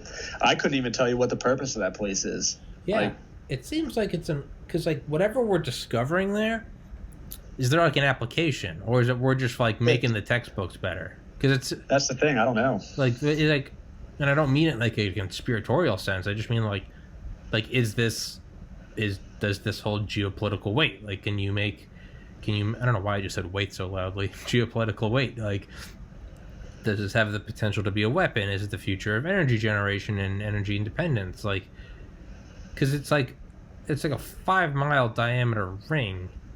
Yeah. Underground that cost a ton of money. It seems like there's more to that than just shit into each other at light speed. I feel like there's more to it than just like, oh, now we can fine hone the textbooks, right? Like, or maybe that is what they're doing, and like that's the future. It's like, no, we just want to find out more about the world. I mean, that's the ultimate idyllic, peaceful future, where it's like, yeah, that's pretty. To think about it in like the most like altruistic way, like that'd be pretty cool if it was just like to learn, like pure knowledge. I mean, I'm sure there will be ways to make money that come of that thing. I'm sure there already has, like, but yeah, I know for a fact, like the R&D that went into that, and like this is also like the material science that had to go in to be able to like withstand that. Like that's a development that continued. Okay. And then like making like things like this, dude, like having like building something like that, and then having the infrastructure behind it to support the materials for that, like that's an advancement. Is because now you have, like, we'll put it back to the coronavirus, like all these people that like now need ventilators and stuff. You have this battle between, all right, we can scale up production for ventilators for 2 months, but now what happens after we dedicate all these resources to building ventilators after this crisis is over? Now we just have all these ventilators being produced. How far do we tip the scale to production here to when our demand is going to fall off? Yeah. You know what I mean? Like putting these things into practice, like these, this is perfect to talk about your idea of your mega factory nuclear plant. Like, you would have all these things producing it for 5 years, 10 years, and all of a sudden it's produced, and all these lines of production just fall down. Yeah. And they no longer have the need to build it. Or instead, we have these SMRs that are being built constantly across the United States, and we have these production lines for years that keep having demand, and like parts break, so they keep having to build new parts. Like, having that constant need for new production, that's a good thing. Yeah. I mean, that's what Dwight Eisenhower's warning about the military-industrial complex wasn't even like the size of the military. It's just like, he was like, you can't shut down these production lines. Because like if war comes and all of a sudden, you know, we go from making 2 Abrams tanks a month to now we need to make 200. He's like, you can't be like, okay, call everyone back to work, start building plants. He's like, because the bombers might already be overhead. Like, you need these produced today. So that's what his warning about the military-industrial complex was. It's like, once you start these plants, he's like, you can't shut them down because your weapon is no longer a viable weapon if you can't produce. Like, it doesn't matter if you don't just build 100 F-22s and then say, like, there we go, we got them. It's like, well, no. What happens when war comes and you need 500 more? Or what happens when there is not war but one of them crashes and you got to plug the gap? You got to have these production lines. You can't just go, okay, well, now we got to build a factory and got to hire all these educated engineers. No, you have to have it. It never shuts down. So, like, that's why we continue to produce tanks and fighter jets. And it's like, well, why are we making all those? It's like, because you can't shut them down. Because if you shut them down, you're fucked. Nuclear is pretty expensive right now to produce, too, because of that. Like, we have aging plants, but you have, like, new fossil fuel plants. So it's like all these private companies that sell to us, that, like, you know, sell us pumps, sell us motors and stuff. They might only make one condensate pump for a nuclear plant. They might make like 4 a year for nuclear plants, but they might make like 1,000 for fossil fuel plants. And then for nuclear plants, we're special. We have to have everything what's called Q, which means like you have to be able to trace like the metals back from where it was mined to where it was transported. So it's like our cost is like 4 times as much, and they're not making as many. So like it costs us exponentially more than a fossil fuel plant. So like I kind of came to my own realization here. These SMRs, by having like so many small ones and then like having the production focused on them, that really should be the future, and that's where it could go. Yeah, well, God damn it, let's start our SMR campaign. Yeah, and I think we're there. Yeah, that's where we need to be. That's where then Tommy's podcast will now officially endorse SMRs. Yeah, man. We'll sow the seeds into the public consciousness. But yeah, you have to keep those supply lines open, and but it's almost like the military-industrial complex, the supply lines, like it's so vital you keep them open, because if shit hits the fan, they have to be open. And them existing and being open, that their existence alone could act as a deterrent against shit hitting the fan. Because if someone's looking at satellite photos of the U.S. and it's like, nope, they got their F-22 plants fully staffed, like, okay, so they only have 100, but if we go fuck shit up, they're going to be producing 1,000 within a week. Like, that acts as a deterrence. What do you think it's going to be like with, I guess, kind of like, yeah, the coronavirus, like, produce all these ventilators, but it's like, are we going to jack up our ability to go from producing 100 a year to producing 110 million a year? Yeah, what are we going to do? Yeah, what are we going to do after coronavirus goes away? And all of a sudden it's like... dedicate too much to it? Ventilators are us. But at the same time, it's like, is there any room to say, like, well, what are we doing in 10 years? It's like, because if we don't do this, like, there might not be 10 years, right? Well, yeah, maybe we do what the nuclear industry did, and we learn from this, and we make storage facilities for all this emergency equipment, and we keep them stored in different parts of the United States in bunkers. So if we did ever have an outbreak, guess what? We can fly these to hospitals around the United States, and there's no issues. Yeah. Like, so maybe with the excess production that, from what I've heard, we're getting now, maybe someone has the wherewithal to say, hey, let's make excess, store them, so we are prepared for the next event. Yeah. Maybe. Yeah. Well, then we're going to start getting some awesome conspiracies, because the next pandemic, it's going to be like, oh, this was made by Big Respirator. like 9/11 was Big Oil. This is big respirators behind big respirators behind coronavirus. They had to have someone, the greedy respirator barons. I mean, it's going to be weird, though, because I saw Trump said today, maybe it was yesterday, but he said Ford and Tesla are actually going to start producing the pieces for the respirators, because they have the manufacturing capabilities, and it's like it takes a lot less for them to shift their production lines than it does to build entire plants based around respirators. It's almost like the World War II tactic, like FDR being like, you're not making Model Ts anymore, you're making tanks.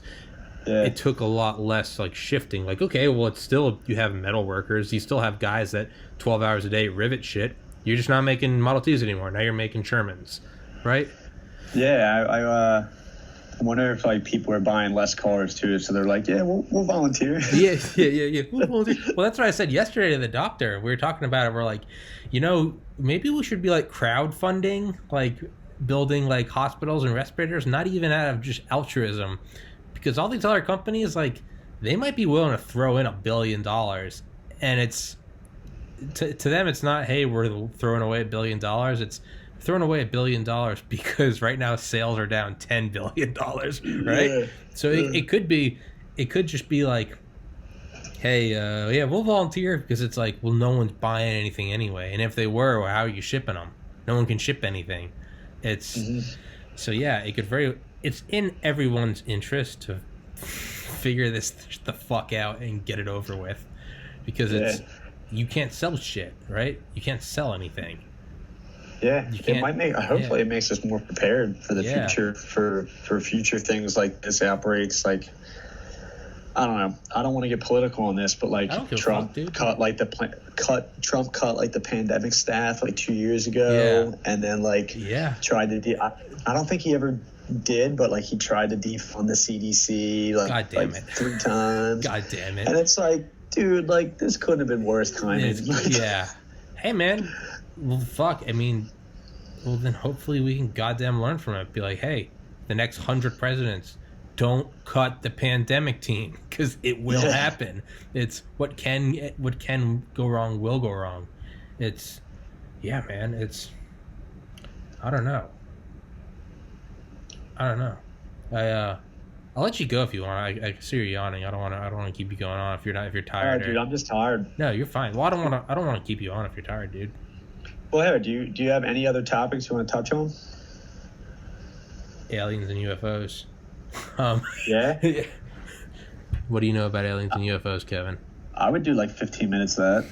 You want to do that? Do you want to do 15 minutes aliens and UFOs? I'll do it. Yeah. All right. I want to find out how you're going to segue this. Yeah, me too. I don't even know how I'm going to do this either, but fuck it. Let's try it. Yeah, man. If we got to deal with coronavirus, maybe because we do know for a fact that we always have classified shit. Skunk Works by Ben Rich, the head of Lockheed Martin during the 80s and 90s, he wrote a memoir, Skunk Works, and it talks about the shit we had in like the 50s and 60s was like cutting edge in like the 90s. So you got to think whatever.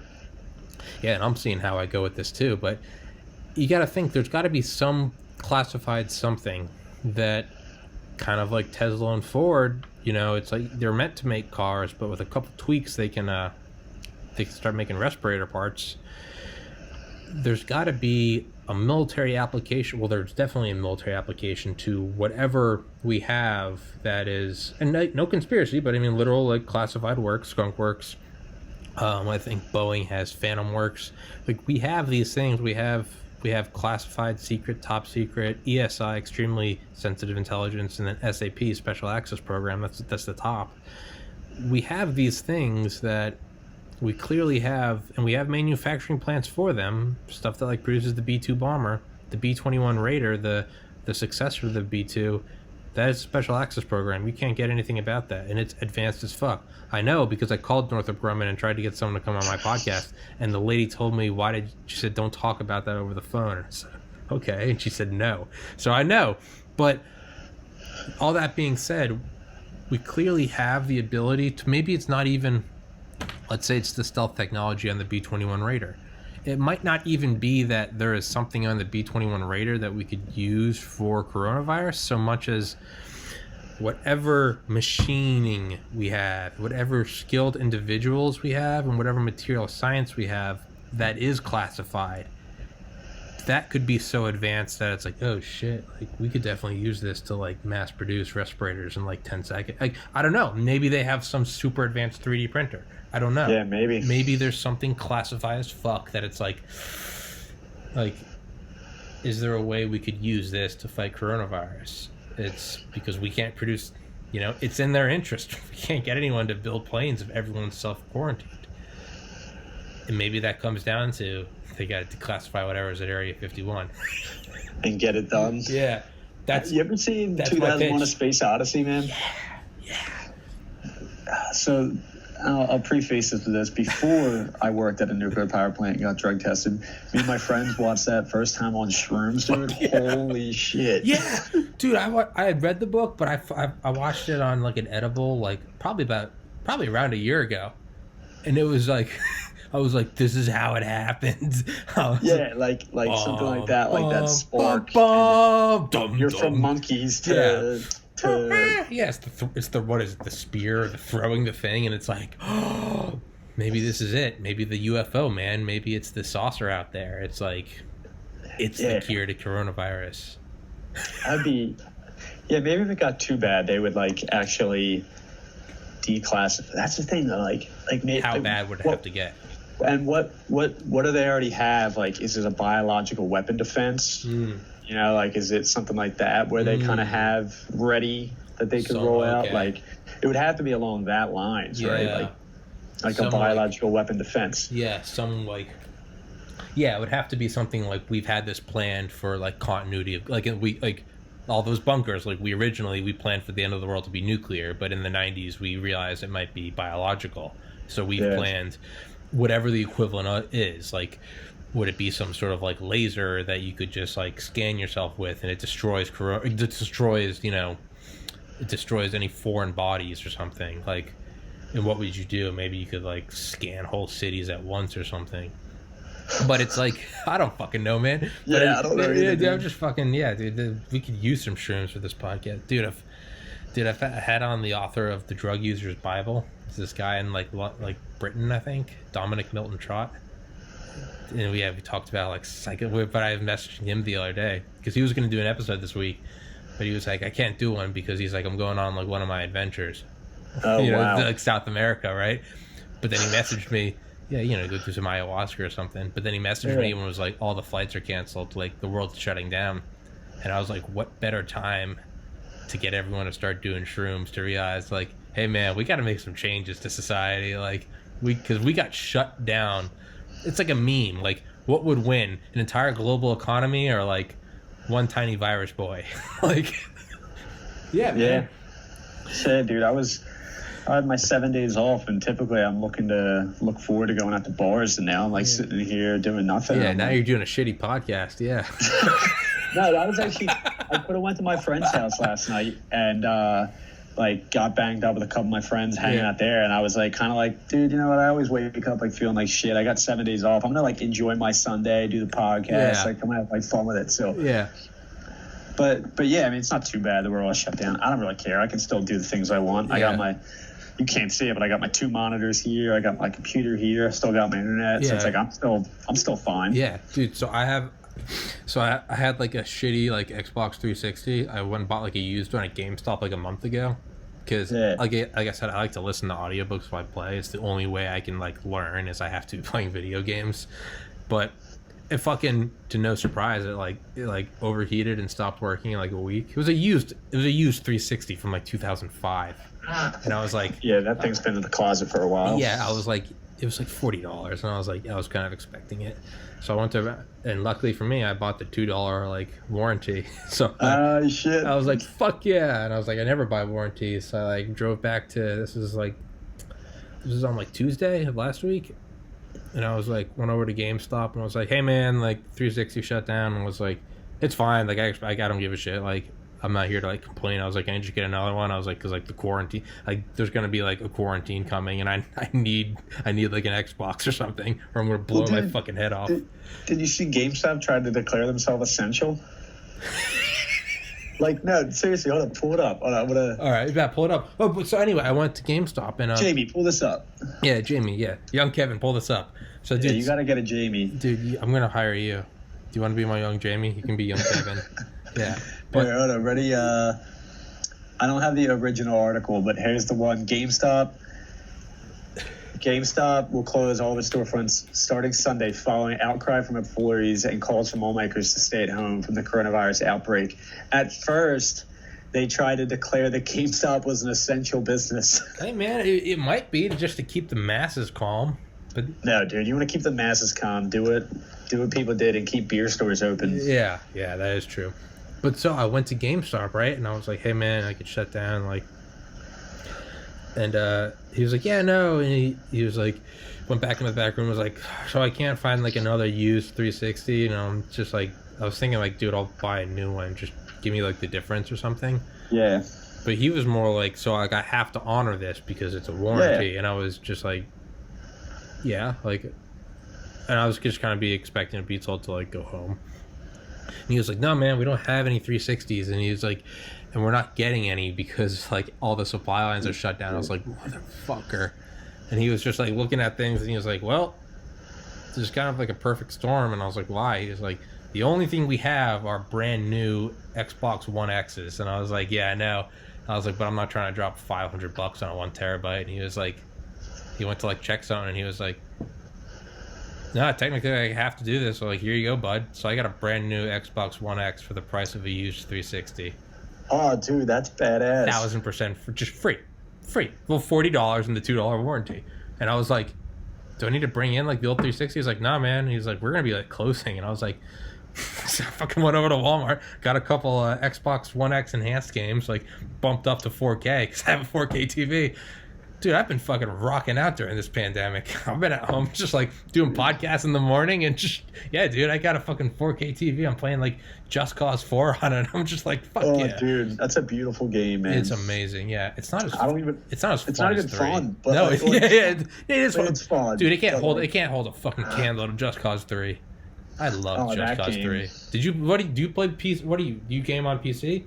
Yeah, I started as like a console gamer, and then I need to bump up to the master race. I need to. Dude, it's better. Like I was always a console gamer, and then like my brother had a computer, but it was like shitty, and like he would always play like San Andreas multiplayer, GTA San Andreas. Yeah. It was like a multiplayer mod. Oh fuck! And it was like servers with like 200 people, and like you would like role play like you're a cop, and like you would go like hard, like you had a name and all this shit.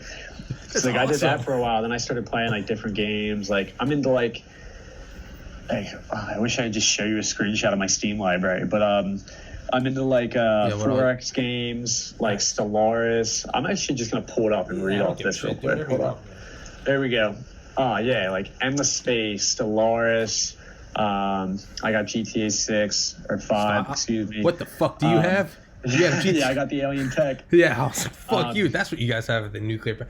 Yeah, all what the else do you Sid have? Meier's, the Total War series, like Fuck all that yeah. stuff I like. But then I play like Rocket League, League of Legends, like that type of shit. Dude, I need to get a PC rig. Oh, it's Is it the way to go? Yeah, dude. Like, honestly, when I first got my job, like I didn't have that much money, but I was like, all right, I'm gonna be making a lot of money, so I was like, all right, I'm just gonna get like a credit card with 0% APR, and I don't recommend doing this unless you know what you're doing. And I just like carried a balance each month of paying it off. So I was still building credit. I wasn't taking an interest hit. And then I paid it off completely over like 6 months. And I basically got it for interest free and built credit. And I was like, this is banging. Now I have my like $2,000 rig. I paid off over like 6 months. Fuck yeah. And it was like the way to go. Dude, I want to get one so badly. I want to get a gaming rig. Cause like my best friend lives in Baltimore. Whenever I go up to his house with his roommate, I'm always like bringing up an Xbox, and they're always like, "You fucking casual." And I go up to their rooms, and they've just got these big fucking like curved OLEDs, and they got their water cooled. It's like LED lights, and they're just fucking around, and it's just like they're literally like, yeah. Oh yeah, I got my 2 monitors, dude. I moved my keyboard so we could do this, but like my 2 monitors. Yeah, I got, man, I need to. My gaming headset. My computer is like water cooled. Yeah. It's got the LEDs and all that. Like, I need to, man. And it's like, dude, you run a podcast. Like, yeah, I know. Like, you run a podcast, get one, attach a little bullshit webcam up there, or like better tech, and then like, I'm sure some of your problems are with that. Like, you have a shitty audio card in your laptop. Yeah. Well, the thing is like, so I started online graphic design school. So I'm 29. I graduated UGA in 2013. Got into med school. Went on an insane personal journey for like 5 years, and then started online graphic design school this past August. And I was like, shit, I can't do this stuff on an iPad. So I got a brand new MacBook Pro, primo for graphic design, perfect. They always, like, my PC friends are always like, you don't need fucking Apple unless you're doing design. Well, lo and behold, now I was doing design, and I was like, well, I needed it, and it still is. It's balling for that. But I didn't start this podcast till December. I didn't know I was going to be doing it. I was just like, might as well fucking do a podcast. And yeah, even with like a brand new MacBook Pro, it's like, remember when I told you I had to turn on the fans? I've got these. I don't even know if you can see it, but I've got I had one of them when I had my gaming laptop. Yeah, it helps. Yeah, it does. I've got fucking 3 stacked on each other for airflow, and I've also got this like little vacuum in the back by Opolar. Tell me if you can hear it. I don't know if you can hear it now, but it sounds like a vacuum, but it sucks the air out from the bottom. But I can turn it down to where it's quiet, because that thing I was using, OBS Studios, which I had to use because the audio sucks, I had to use this to start ripping audio, but it would heat up my laptop so much that this is a pretty decent microphone, it would start picking up, because it's so good, it would pick up my laptop fan, like, so I was like, it doesn't matter if I use OBS to rip dope audio if this thing is now picking up my MacBook undergoing nuclear fusion. So I was like, I got this like engineering problem. I was like, I need it to be cold, but I need to be cold and quiet. And I was like, I live at home with my parents, so I was like, I don't have cash to throw at this problem. So I was like, ideally, it's a pretty simple problem, really. It's like, get a really good rig.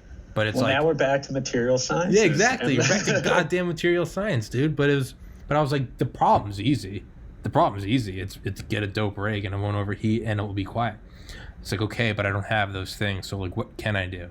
So each of these fans was like $15. I got 3 of them. I got that like vacuum thing. It's got a little temperature gauge on it, and like it works decently well. Like I've been dry testing it the past couple podcasts, and like listening to it and be like, okay, I can't really hear the fans. Like, okay, that's good, but it's getting better, and the audio is getting better, and I'm slowly figuring this shit out so it sounds less like a home video. But I mean, dude, ultimately, when I can get this thing monetized and just fucking move the fuck out, my first thing is gonna be like, dude, I don't have a girlfriend, man. I don't have debt. I don't have kids. I don't have a pet. Like, if I can get this monetized, I'm gonna get like a 2-bedroom apartment, and one of the bedrooms is just gonna be like a podcast and gaming fucking room. And I just want to get a fucking rig that, I just want to drop bank on it and just get like a room for it. Get like those audio tiles and fucking crank the AC up, keep that thing cooled. I already got a big fucking dope chair and desk. But yeah, I want to get like 3 fucking like 8K monitors and just get this like monster machine. Dude, I still live at home. Yeah. It's like, oh, fuck yeah. Woo! At home gang. I'm just like banking my money until I can buy a house. Fuck yeah. And it's like till the right one pops up, but like they don't make me pay rent. Yeah, exactly. My school was free. Yeah. I went and splurged and I bought like a $50,000 car, but that's neither here nor there. Yeah, that's not here nor there. Yeah, this, dude, I fucking, yeah, dude, how do you build like a rig though? Like that's what it seems like intimidating because I'm like stupid and I've used Apple my whole life and I'm like, if it's not Apple, how am I going to use it? But I'm like slowly realizing like I've been looking at the new like iMac Pros and like sure they're dope, but I don't need a $56,000 MacBook Pro or Dude, you know what you're gonna do? What? You're gonna look up YouTube videos and then you're gonna have someone on your podcast teach you how to do it live. And I'll do a podcast episode where I build it. And they're going to talk about the computer parts while you build it, and they show you where to put things. That's what you're going to do. That's going to be a cool episode. That's going to be I think you're going to be that person for me. Do you want to be that guest? I could do it. I'll tell you what, my brother, I cheated because my brother like helped me a lot, but I know what I'm doing now. Oh, you slut. But like, yeah, that'd be a cool episode, dude. Well, it would. No, because it would be cool is because I think it would be, let's say this fucker gets like monetized over the summer. Let's say like by Christmas I have like enough money to throw it around. Godspeed. Let's hope I have enough money for Christmas. Let's just say that's when it happens. What I would do is it would be like a multi-episode series. It'd be over like a weekend. But what I would do is I'd start slowly building it live, but then like the podcast quality would start to go up as the episodes went on. So like you'd start to like one of them we get like, okay, now we're using the thing with like the better like audio card, and then be like, okay, now we flip to like the 8K 60 FPS webcam, and it's like it would start to like, and by the end it would just be like this like crisp, clean cut, like beautiful thing. It'd be literally like a real-time transformation. Dude, that would be a badass episode. It'd be like, I think it'd be cool, man. If you me, sure, that'd be all right, but like someone that like knew like the ins and depths and like could talk about like it more than the average person. I could a little bit, but like my knowledge is pretty superficial to computers. But like someone that like works with them day in and day out and like could like talk to you about it, that'd be a really cool episode. So yeah, I think I should like get this monetized and just like stack cash, put it aside. Yeah. And like, how much would I need? Because I feel like there's really no ceiling on what you can do with. There is a floor. Yeah. Like Your face had pain on it when you said that. Is it from experience? Well, not like experience, but like you like sort of like if you're gonna build a desktop, like 1,000's like kind of where you want to, maybe like 800, whereas you want to like buy in at. And then like you said, there is no ceiling. Like you could. Yeah. I got one for like. I think after like my monitor, graphics card, and like not everything came at once, but I think like after I was done, it was like $2,400, and like the monitor was like 2 years later, and that was like $500 in of itself. But like the computer, monitors don't get. That thing was expensive, but I got it like on a deal from Best Buy for like $200 off. It was pretty cool. Fuck yeah. But yeah, like that thing has served me for I graduate college in 18. 20 now, I guess like 2.5 years almost. That thing's look, I got it like a little bit before I graduated, like 3 years pretty much. It's been serving me and it's still not antiquated. So like you spend like $2,000 and you'll probably have it running for like 5, 6, 7, 8 years. And you can update it though, right? Oh yeah, you pull things out, put them back in. So it's not like a console where like you can't do anything to it. Yeah, you can get lucky and have a pandemic and go turn in a 360 for an Xbox One X, which, by the way, just plug in X. Even though I'm in real time, I'm like slowly losing like Apple and console, and I am being drawn towards the light of PC Master Race. But like, it's all that being said. The Xbox One X on a 4K TV, holy fuck! It's I gotta give credit where credit's due. Holy fuck!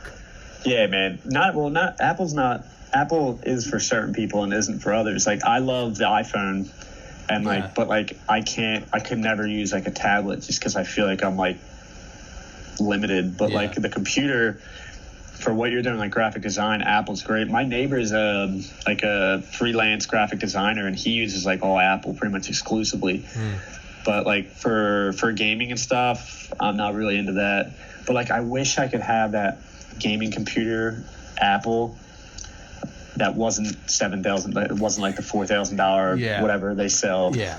But you can do a lot better for a lot cheaper with a PC. Yeah. I mean, dude, the new iMac Pro, the base is the cheapest one you can get is $5,000. Yeah. And you can mod it up to $13,000.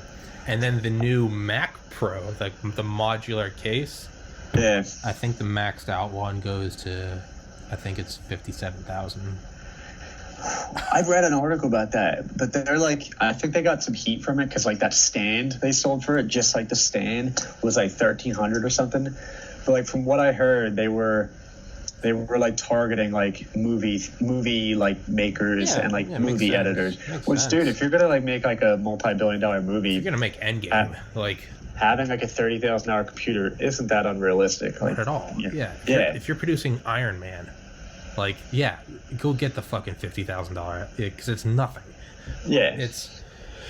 But like if you're not producing like. If you're not filming like 8K raw and like literally like doing a Hollywood movie, dude. I think the stand though, the $1,000 stand, I think that was just good. I think that was just free publicity. I think it was no different than Elon smashing the windows of his Cybertruck. Because I mean, you can spread it like a fucking viral meme for $0. So you can either spend all this money on shitty Apple ads like just like whatever they're doing and put it on the Super Bowl, or you can be like, hey, $1,000 stand, and everyone's fucking outraged. But what is it doing? Like coronavirus, it's just transferring everywhere. Everyone knows about it. I mean, Elon got what, 300,000 pre-orders on the Cybertruck. Cybertruck's pretty cool. I like that thing, man. Dope as fuck. That's what I want. I want an apartment. I want a PC gaming rig, and I want a Cybertruck. I want a matte black Cybertruck, dude. Dude, that would be sexy. I don't need I don't need a girlfriend. I just need that thing. That'll get you girlfriends. Yeah, fuck that. It's those Elon memes like, don't look at her, look at me. Sex is temporary. Mars is forever. We have a mission. But yeah, bro, let's we should definitely, if you'd like to, I'd love to do another one sometime. I got guests through Monday of next week, but I'd definitely do another one if you want to. Yeah, it's going to be tough the next month because we're going into this outage thing. Yeah, dude, no. I'm off till Friday just because, like, we have big breaks every now and then. But, like, coming Friday, I'm going to be working, like, 6 on, 1 off, 12-hour shifts for, like, a month. All right, yeah. So, like, it's no rush, man. Who knows, we might be living there in the next week.